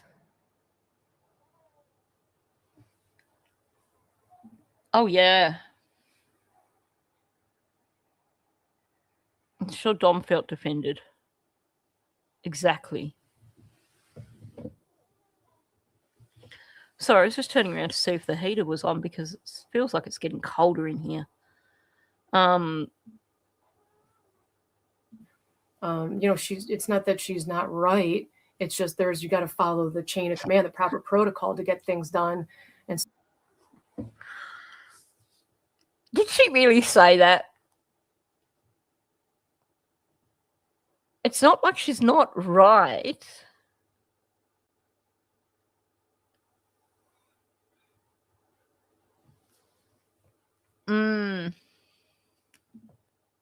So true. So true. So true. So true. Good catch. Seriously. Your daughter has been bullying kids at school, and your take on it is she's stepped in to defend other kids. And, she's right, even if she did get into trouble for it. That is exactly the situation. Codependent, no boundaries, totally permissive. Natalie's reliving her teens through her daughter. It's unreal. I think they really do need to focus on getting some help for themselves so they can actually teach their daughter some real life lessons. So she was just so little. She was just kind of learning how to be effective in those situations. Again, she was just so little. She was 2 days off her 18th birthday. My gosh. That is not little. That is old enough to make serious decisions exactly like what she was doing.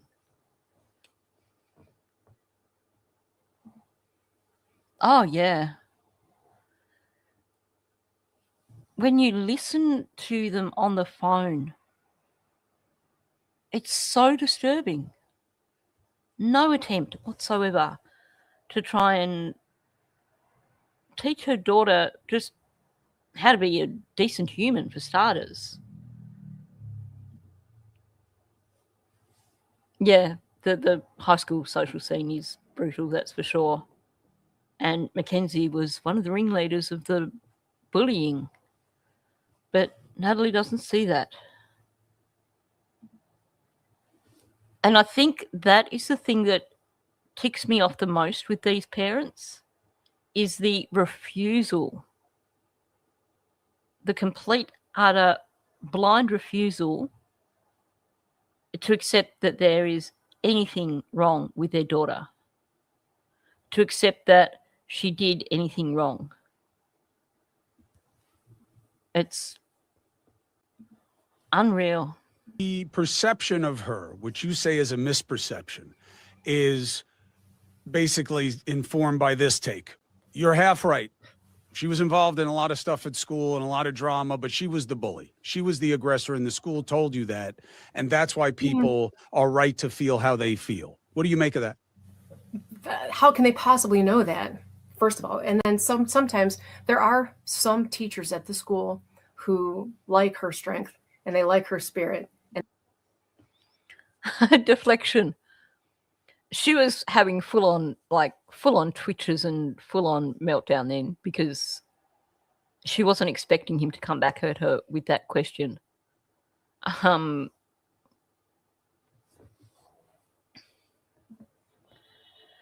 Yeah, I think she probably wasn't one of the really popular girls in high school. And I think, it's now about living through Mackenzie. So he's put it back on her that, well, what we've been told is Mackenzie was a bully. She doesn't know how to answer it. She's just having full-on conniptions over it. And then what does she do? She flips the script. Well, there's a lot of teachers who spoke really highly of her. Let's deflect. I can't really answer that in terms of the fact that she was bullying teachers. So I'm going to just swipe that off to the side and talk about the teachers who liked her.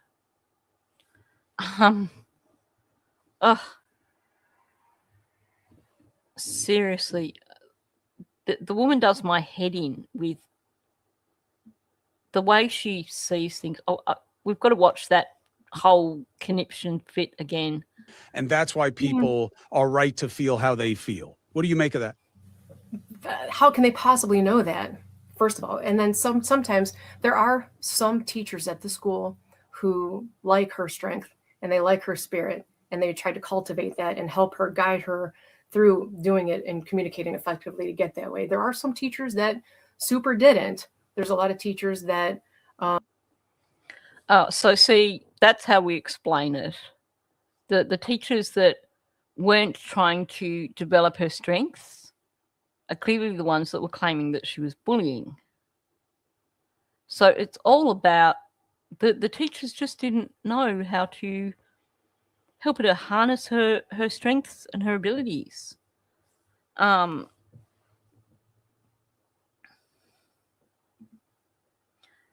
That's the biggest thing at the base of this.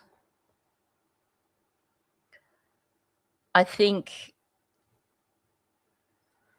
they won't admit it, but I think the biggest thing that they are defending here is not so much their daughter, but their parenting skills. Because at the end of the day, they created her with the enabling, with the ignoring her behaviors and things like that. And that is why they are going to continue to fight so hard. They are not fighting this hard for Mackenzie. They are fighting this hard for themselves. Because it would be pretty confronting to realize that your parenting, your enabling of your child, that you got your child to a point because you didn't teach them consequences, because you enabled them so much. It would be so confronting to have that realization that because of how you parented this child, they took the life of 2 other people. Oh, hell yeah. That's clearly something that's been written in a report, in a school report, someone being like, well, you have to write it in a positive way.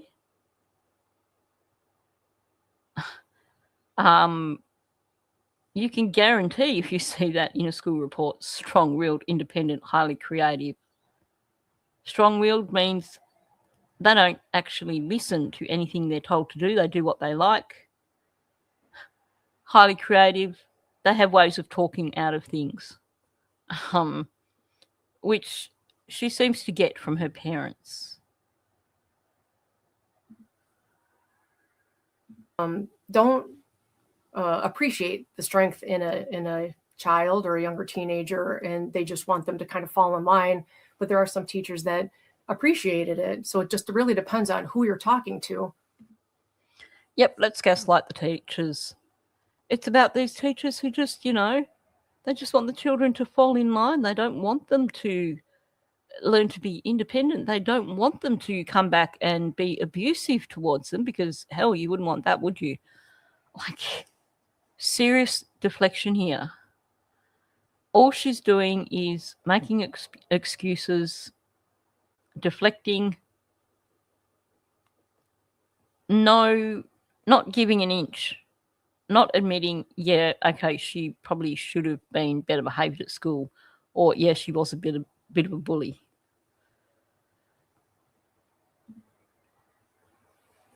Yeah. when you remove all boundaries and consequences. And here's the thing. When you do that, you're creating a child with actually low self-confidence because they've not learned regulation. And because you're essentially telling them that you don't care enough about them to actually create those boundaries. Mackenzie was wild because she didn't have that sense of belonging. The anxiety and stuff that is caused for a kid who hasn't been given boundaries. Do you want to have a well-adjusted kid who grows up to be a successful, well-adjusted adult?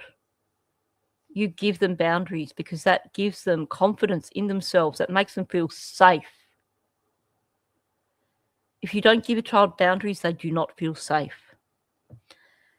Yeah, poor Kenz. Nobody understood Kenzie. So sad. Those teachers just didn't understand her at all.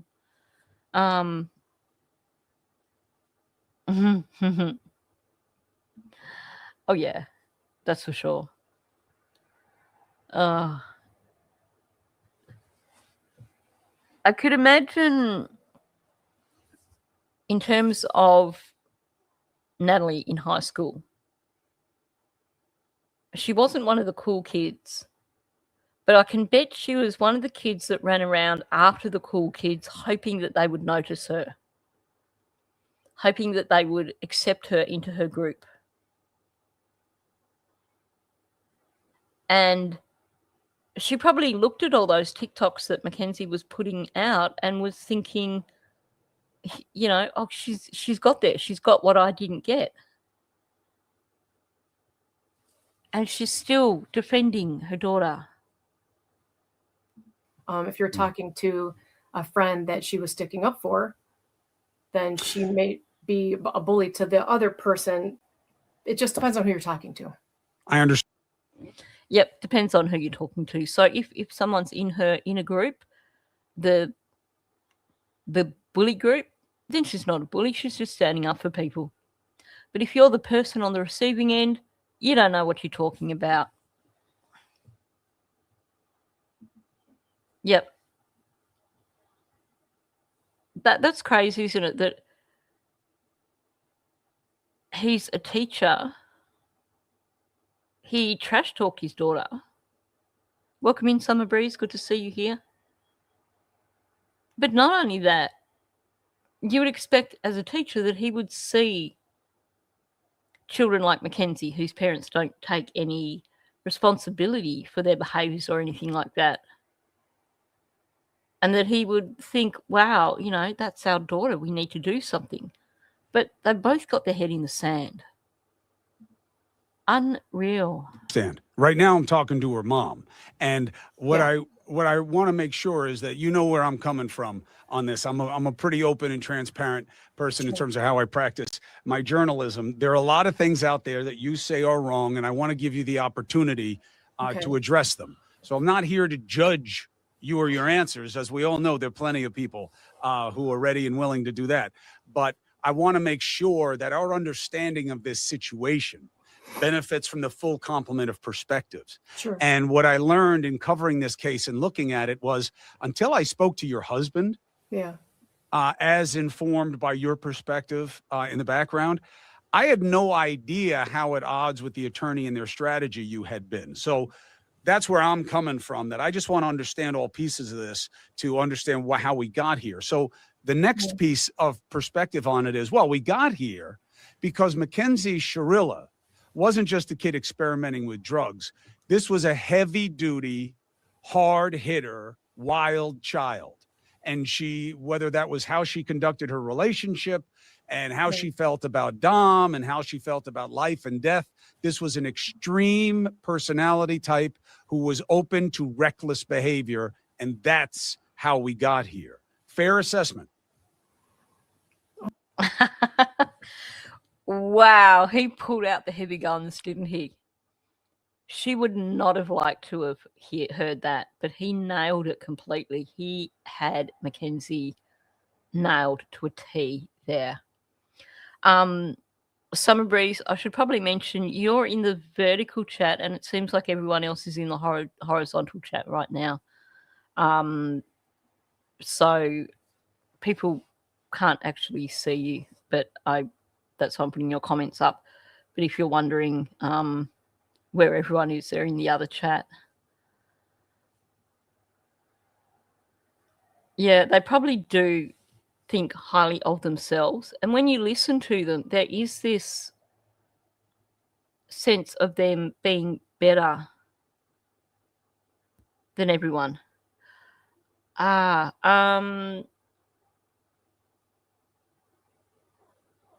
If you click on the icon that's got a picture, my channel thing, that's the channel logo, if you click on that, it'll take you to my homepage, and then you should be able to see the other live stream and click on that and go in.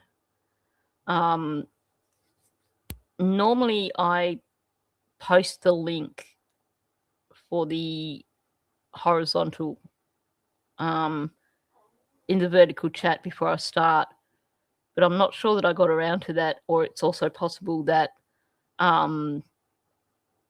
when BTTV was in there that the chat might have gone, that might be out, like not accessible now. But try that. I'll put the comments back on stage though as well, so people can see that.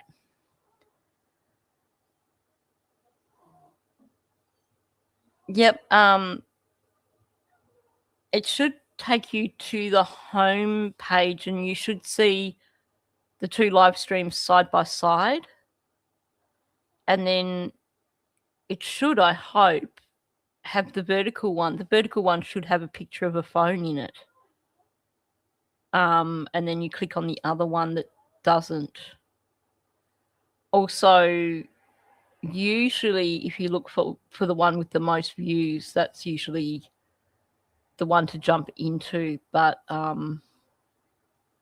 can't guarantee if that's the case, because I know a lot of people did jump into the vertical at first. Ha, yeah, you're in. You've joined us. Yay. Okay, well, I'll pull them off screen now because then we can watch Natalie's face. Oh my goodness. No. Let me tell you who Mackenzie is. She loves her family. Yeah. All these posts with Mackenzie driving with weed, all these posts where there were posts where she was making comments that were outright bullying. And Natalie apparently liked all those posts. It's unreal. She really was just living through her daughter. She loves her friends fiercely. She's an adventurer. She's the friend that you have who will wake up in the morning and wants to seize the day. Like, let's go kayaking, let's go roller skating. It's pretty outside. Let's go hiking. Let's do whatever. She likes to go take pictures. That's, wherever abandoned buildings, like they do, the kids go to all these abandoned buildings, take pictures. Notice everything she's saying here is describing a narcissist. There's nothing here that is giving any idea of Mackenzie as being a nice person. She's living life to the fullest. She wants to go places. Yeah, she wants to go places with Rosie and do photo shoots. Because, so narcissistic that she wants to put her image out as much as possible and get that bit of notice from a modeling company. nothing here that suggests that she has the sort of personality you'd want your kids hanging out with. She's not reckless, and I know in some of the photos. She nearly choked on that. The nodding the head, I think that was more a case of trying to push the word out of the mouth than anything else. It's like she's not reckless because her brain's going, stop, don't lie. Even she can't get the words out. Her brain's just going, you're not going to say that. That's just BS. Don't say that. And she pushes through and spits it out. I'll just play that again. Watch the conniption that she's having. It's this whole body reaction with her trying to force the word out. Oh yeah, they do. They sidestep and they completely not just understate, but they're essentially denying all her misbehaving. It's all someone else's fault, or it didn't happen. This is unreal. Go to all these abandoned buildings and take pictures. She's not reckless, and I know in some of the photos it does appear that way. But I mean, I've done things as a child that my parents probably wouldn't approve of. Yep, let's just explain it away like that. I've done things as a child that my parents wouldn't approve of. Yep, and that's where parents step in and set boundaries and teach children how to be responsible. Yes, I did dumbass things as a 17-year-old, 18-year-old. I mean, how many of us, when we first got our license, did really dumb things on the road because we thought, we thought we were invincible.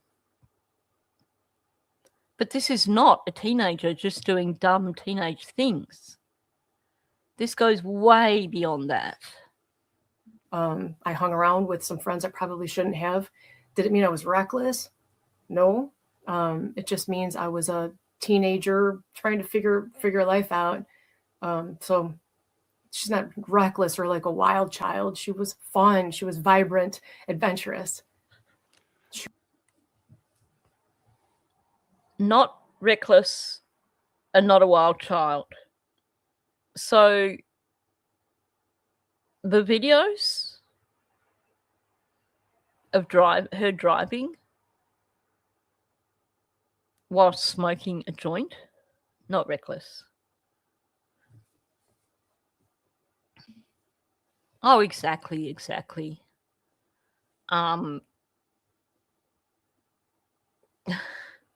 Yep, roll those eyes. That's for sure. That's the difference, the messing around and doing dumb things. I mean, some of the stories that I could give you of the dumbass things I did as a teenager, but none of them were hurting anyone.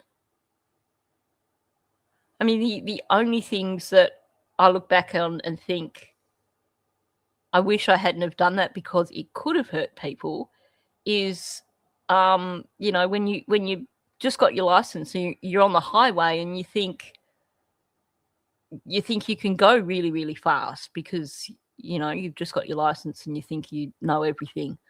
That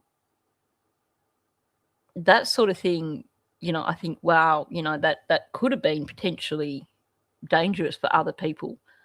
But, the dumbass things like going into a multi-level car park at night.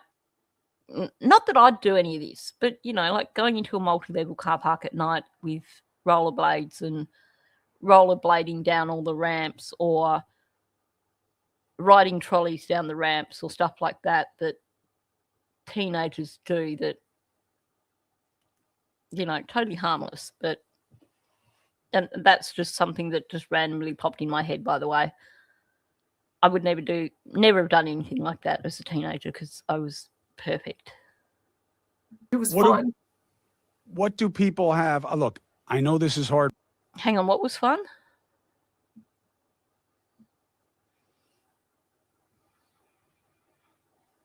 Oh, yeah. When you're a teenager with ADHD, the dumbass things that come into your mind to do, I won't go down that track, but no, I will share this one because this is the ultimate in stupidity. You know those little things in playgrounds that have the things that you put little kids on, and they're on massive springs, really heavy duty springs, and the kids get on them and they bounce up and down. Never try and launch yourself off one of them. Anyway, moving on. My parents probably wouldn't approved of. I hung around with some friends that probably shouldn't have. Did it mean I was reckless? No. It just means I was a teenager trying to figure life out. So she's not reckless or like a wild child. She was fun. She was vibrant, adventurous. She was fun. What do people? She was fun. She was vibrant. She was adventurous. And then she was like, she was fun. Oh my gosh, seriously. We know the sort of things that Mackenzie was getting up to. Maybe it was fun for Mackenzie, but for a parent to be describing that dumbass stuff as fun, there's your problem.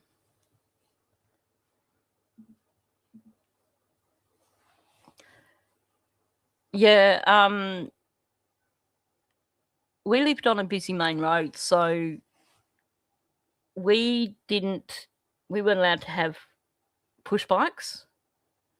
We had roller skates and we were allowed to use them at the local school. Never had a skateboard. I had a friend sort of further up in a quieter area who tried to teach me how to ride a bike, tried to teach me how to ride a skateboard, both of which ended in disaster.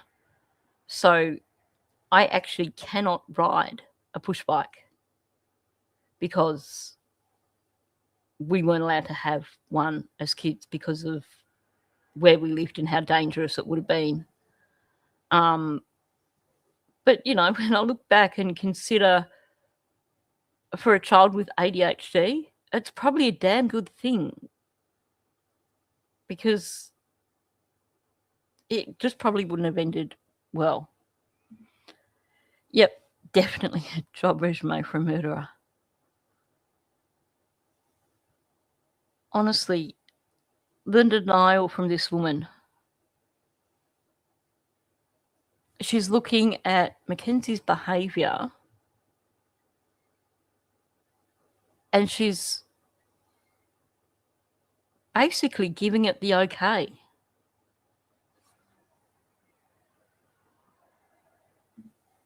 And this is not normal teenage behaviour, any of, like, yep, let's just say it's okay for a teenager to record themselves while they accelerate up to, I think, at 90 miles an hour in their car. There's a video of her flaunting it where she's videoing the speedometer on her car as it goes up to 90 miles an hour. There's all these photos and videos of her driving while she's getting stoned. And Natalie says, well, she was fun. My gosh.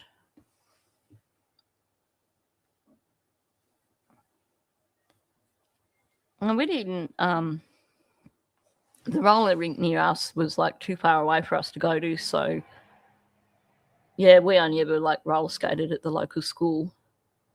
We had an ice skating rink that, again, was a little ways out, but I used to love ice skating. People have, look, I know this is hard for you, and I know you keep catching yourself talking about her in the past tense, and that triggers this paroxysm of pain for you because your daughter's not dead, but the life she had is no more. And I get how hard that is for you. And I sympathize with you on that, and I understand it. Well, part of me is not crying just because of that, okay?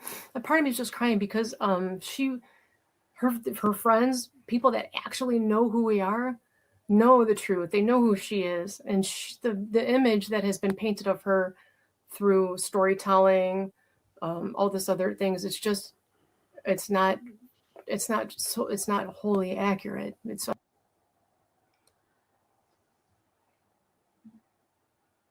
Yeah,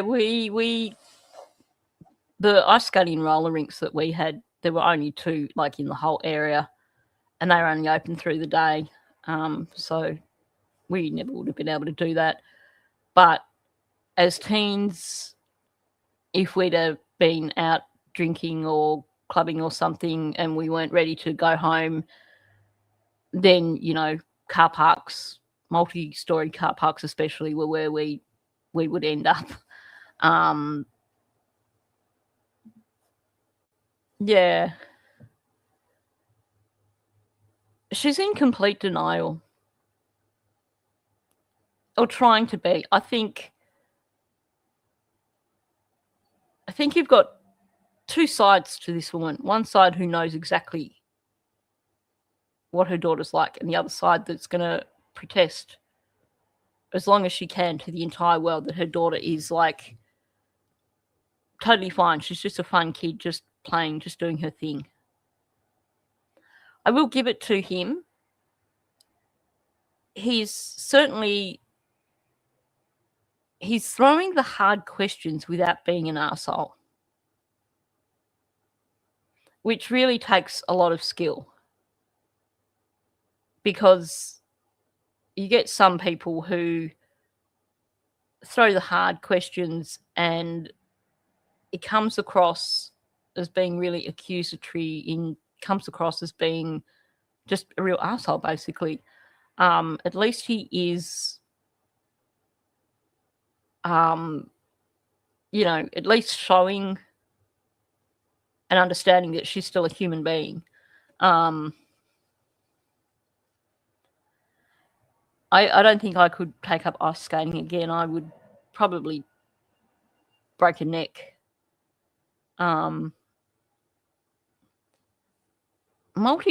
Multi-story car parks are great because you get those ramps that go down, and if you get a run, you can just go from one ramp to the next. Yeah, still defending her.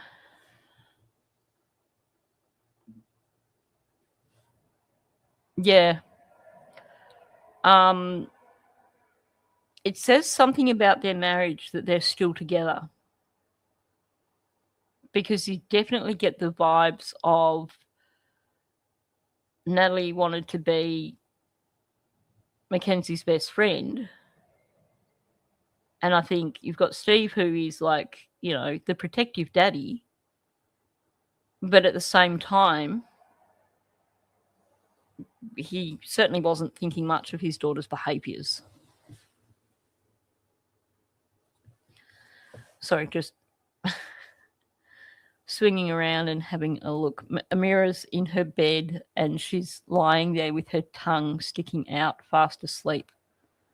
Crazy dogs. I'm going to keep going with this for now. It's unfortunate. So part of that is the relationship with Dom. Mm-hmm. How did you see that? How did you see what are seen as radical ups and downs? Oh, this is going to like super make me cry. But one of my favorite things to do with Mackenzie and Dom was talk to them about their relationship. We spent a lot of time together. Deflection.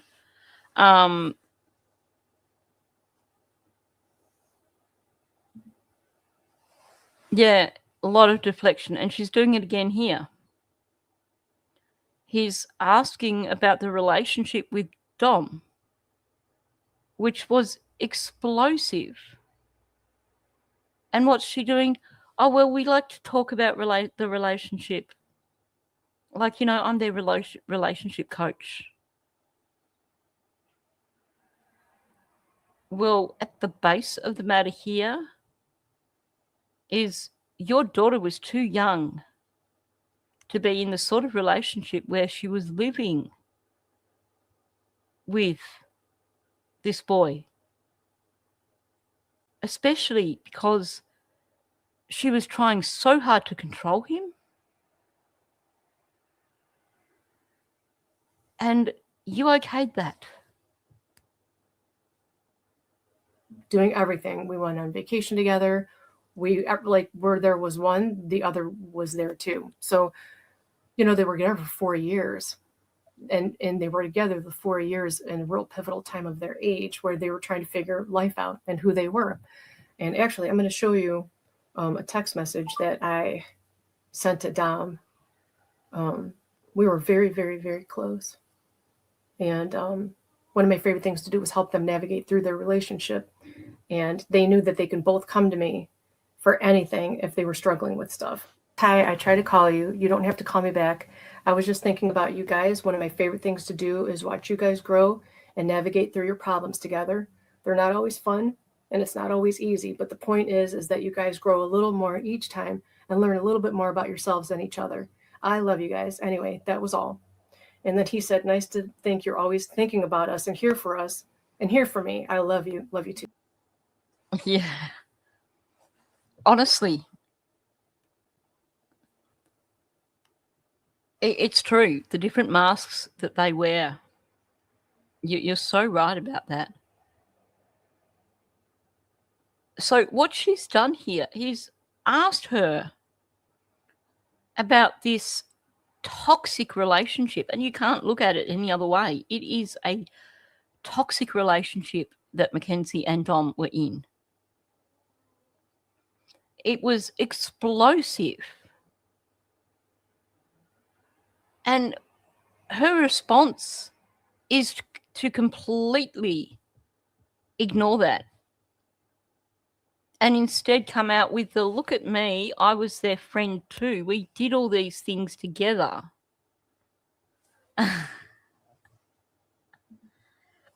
Yep. What are your hobbies? I'm my daughter's third wheel. Because that's how it comes across. It's like, hey, girlfriend, I'm just going to come and hang with you and your boyfriend right now. And let me give you some relationship advice. So true. Now, there's no way after, 2 years that she's not seen the things that have been shown in terms of the relationship between Mackenzie and Dom, even if she was utterly oblivious to it beforehand. But seeing this message here shows us that she saw that their relationship was not good.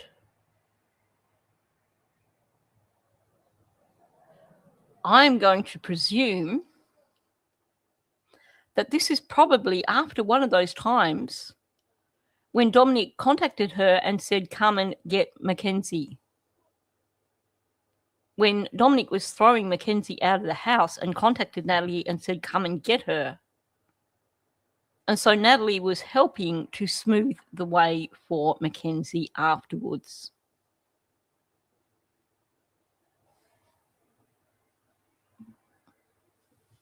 Yeah. So many things they should have done and they didn't. It wasn't helping Mackenzie or Dom to continue to enable a relationship like that. But I think they were so in love with the idea of their daughter dating someone who was throwing money at her. Someone who they thought was going to make a lot of money. and keep their daughter in a really nice life where she got indulged in anything she wanted. I don't think they really cared about Dominic. They cared about the appearance, and they cared about the potential for essentially him keeping Mackenzie never having to work or go to school or anything, because they liked the idea that he was good with money, that he was driven to succeed. Oh, heck yeah. They all needed psychiatrists. They're just nutters, absolute nutters. Thank you. And then I said, always. Understanding relationships, and obviously they're not adults, they're kids. I mean, he's an adult technically, but you know what I mean. Yeah. Did you believe at the time that the vagaries of their relationship, the drama, was within the realm of normal, or did you see it as a toxic relationship? No, I didn't see it as a toxic relationship because... I'm just going to pause there because I'm going to put money on this turning around and being gaslighting of Dom. She's once again constructing the narrative as she goes. She doesn't want to admit that it was a toxic relationship, and now she's got to find a way to put it all back on Dom. Bet you any money.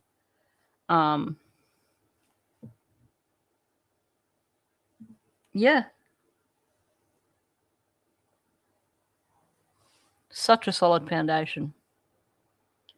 Parenting 101. Honestly, Natalie and Steve should write a book on how to parent your teenager. Bestseller.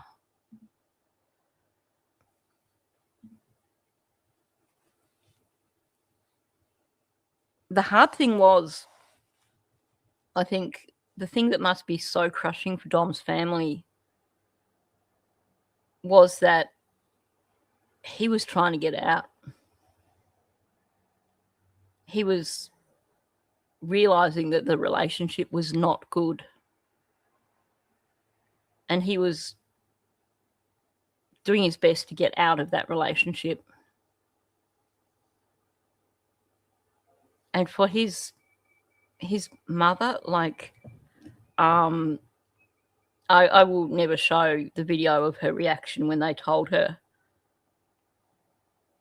But to know that your son was stuck in this toxic relationship that he kept trying to get out of and have it end this way, I can't imagine the pain they must feel. Yep, parenting for dummies, that's the one. That's what they could do. They could make a mint on it. We did spend so much time together every single day. He was either sleeping here, she was sleeping there. He would come over and make dinner. They made homemade pasta and steaks. So there was none of that. Like, I knew that she was going to be, that he was going to take care of her, like keep her safe, and like he was very protective of her. Mm. And then I also knew that she was protecting him. Notice the way she says that. I knew he was going to be protective of her. In other words, she knew he was going to keep her in the way that Natalie felt that Mackenzie should be kept. Spending lots of money on her, making sure she didn't have to work, giving her everything she needs. And then when she talks about Mackenzie, she protected Dom. This is coming straight towards... Now this is when she brings up all the things that Dom could have gotten into trouble for, but Mackenzie protected him, made sure that he didn't get caught. I bet you any money on this. It's like, well, you know, one-sided relationship because Dom was the bad person and Mackenzie protected him.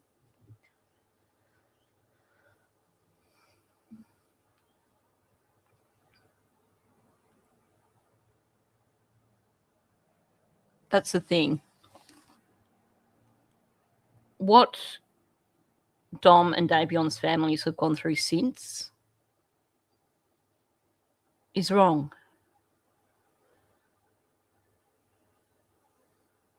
And they seem to have forgotten that these families have lost to young men who could have had a huge, huge thing to, like, they could have made a difference in the world. Davion was so, he was full of empathy. He could have, had he not had an injury, he could have been going ahead and being a successful sports person.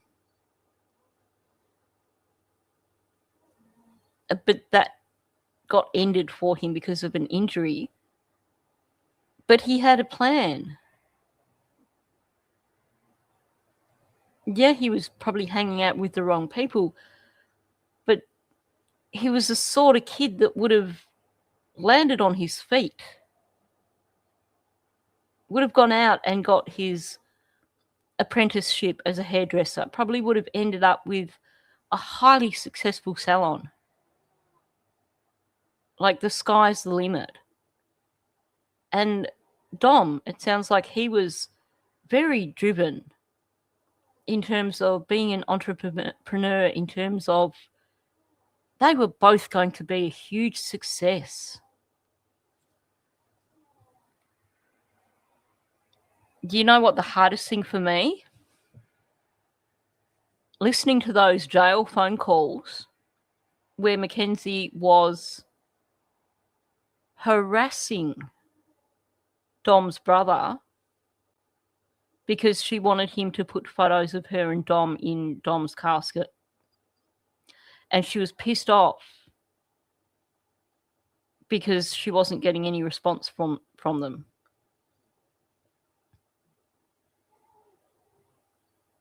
Like,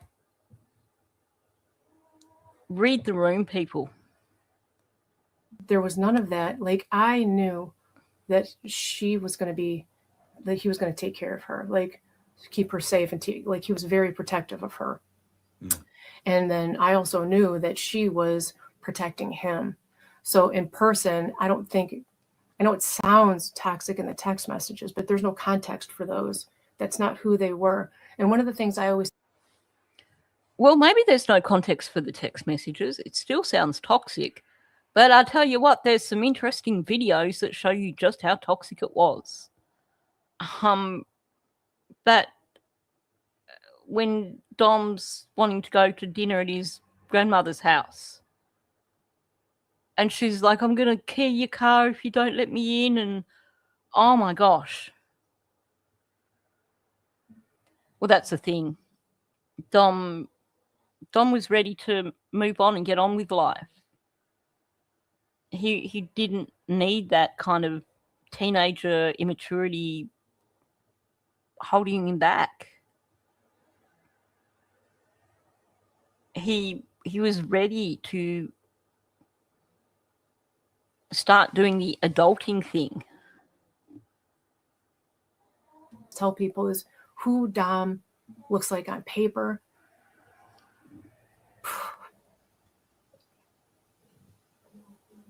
Is not who he was to me. So what they look like on paper, it's not who they were. It's just not who they were. They were very close. They loved each other fiercely. They were very cute together. They took care of each other. They wore matching outfits. She makes my blood boil. No, Mackenzie cannot take rejection, that's for sure.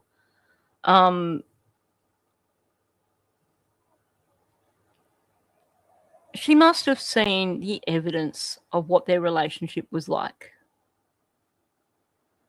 She's in complete denial. Yeah. But here's the other thing too, while she's putting on these tears. Yeah, Daniel Martel crying. That's for sure. She's putting on the tears here in this interview, but you listen other times to the amount of gaslighting she does, the amount of basically turning Dom into the villain. Now, obviously, she's gauged this guy when she's doing this interview and gone, this is not going to go down well if I try to victim blame here. But her and Steve Shirilla have done so much victim blaming that this just makes me wild seeing her do this. They timed their day around each other. They made sure that they had each other's food. He cared about her health. And he... Oops, we forgot to keep crying.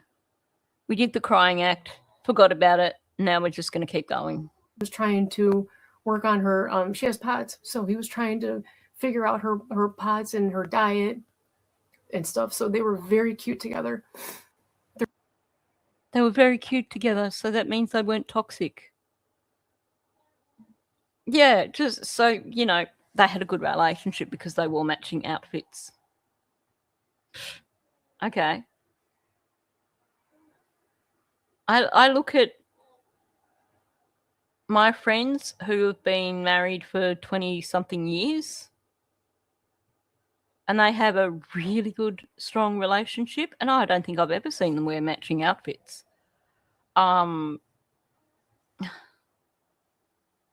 Yeah, they so have selective memory. Totally. There's no context in those text messages. That was just them trying to figure out how to work through these situations that they had building up, but that's not who they were. I know it's what it looks like, but that's not who they were. Oh my God. In July Seriously? 20... Oh, whoops. Did I just end that? Whoops. Crap. Was that all there was? Hang on.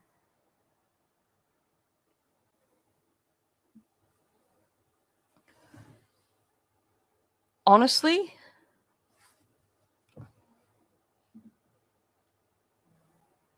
yeah, she probably did.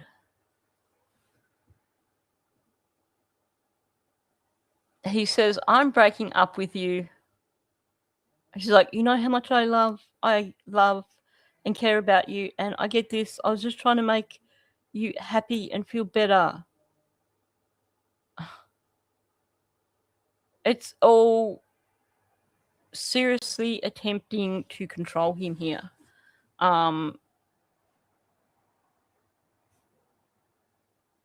Unreal. I mean, yes, I can see here a young girl with serious issues in terms of her own self-perception, because her parents never gave her the boundaries, never taught her how to truly love or respect herself. Definitely she's got issues with attachment, because of course when your parents don't give you boundaries, that's still neglect. So she's afraid of losing any sort of attachments. So there's a lot of underlying psychological issues here that really, really made it a bad relationship. And I feel so sad now for her that she couldn't get a single photo of Dom dressed for prom. Because, you know, that's an opportunity that is gone. And who wants prom photos of your son who's gone that include the girlfriend that killed him? Yep. And when children aren't brought up with good morals, when they're not brought up with boundaries, they do form attachment issues. because they don't know how to have healthy relationships. They don't know what boundaries even look like. It's a sad situation. It's an infuriating situation. And, you know, look at the number of cases where we see this. Stephen Stearns, again. Deb Stearns enabled him his whole life. And look where that ended up. Yep. Exactly. Early childhood is so crucial for forming identity. And if a child has uncertainty in those formative years, if they're not given boundaries, if they're not taught right from wrong because they have no boundaries, that is going to form the person that they become. It's going to lead to someone with low self-esteem. It's going to almost certainly lead to someone with some narcissistic tendencies. But it's certainly going to lead to someone with no idea of consequences. Someone who doesn't know how to form healthy relationships because they've never learned about boundaries in relationships. It's parents who think that they are being their child's friend because that's going to raise their child to be something unique. Those parents are raising their children to turn out like Stephen Stearns, like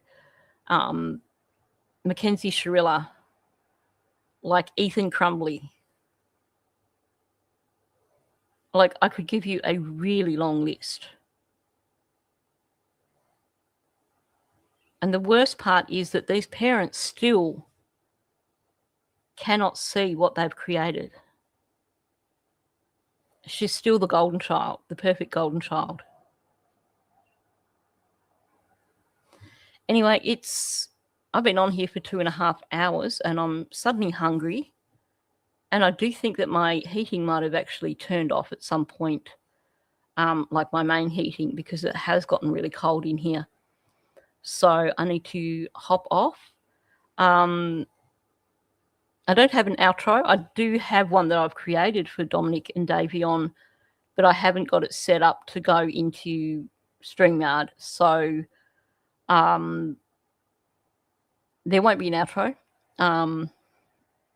Yeah, no consequences is always a recipe for disaster. It truly is. Anyway, thanks for coming in. I very much appreciate people coming in and giving me their time. I know there's plenty of options for live streams this time of day. So the fact that you chose to come in here and listen to me yabbering on is something I very much appreciate. Please hit the like button on your way out. If you're new in here, please subscribe. If you're on replay, please leave a comment. Now, I should say for everyone here who follows Lilly and Jack, I'm still on it, but I did want to just start doing a bit more Mackenzie content. I just sort of feel that this is the direction that I'm wanting to go in at this point in time, but there will still be plenty of Lilly and Jack content coming out. Okay, thanks, guys, and I'll catch you in the next one.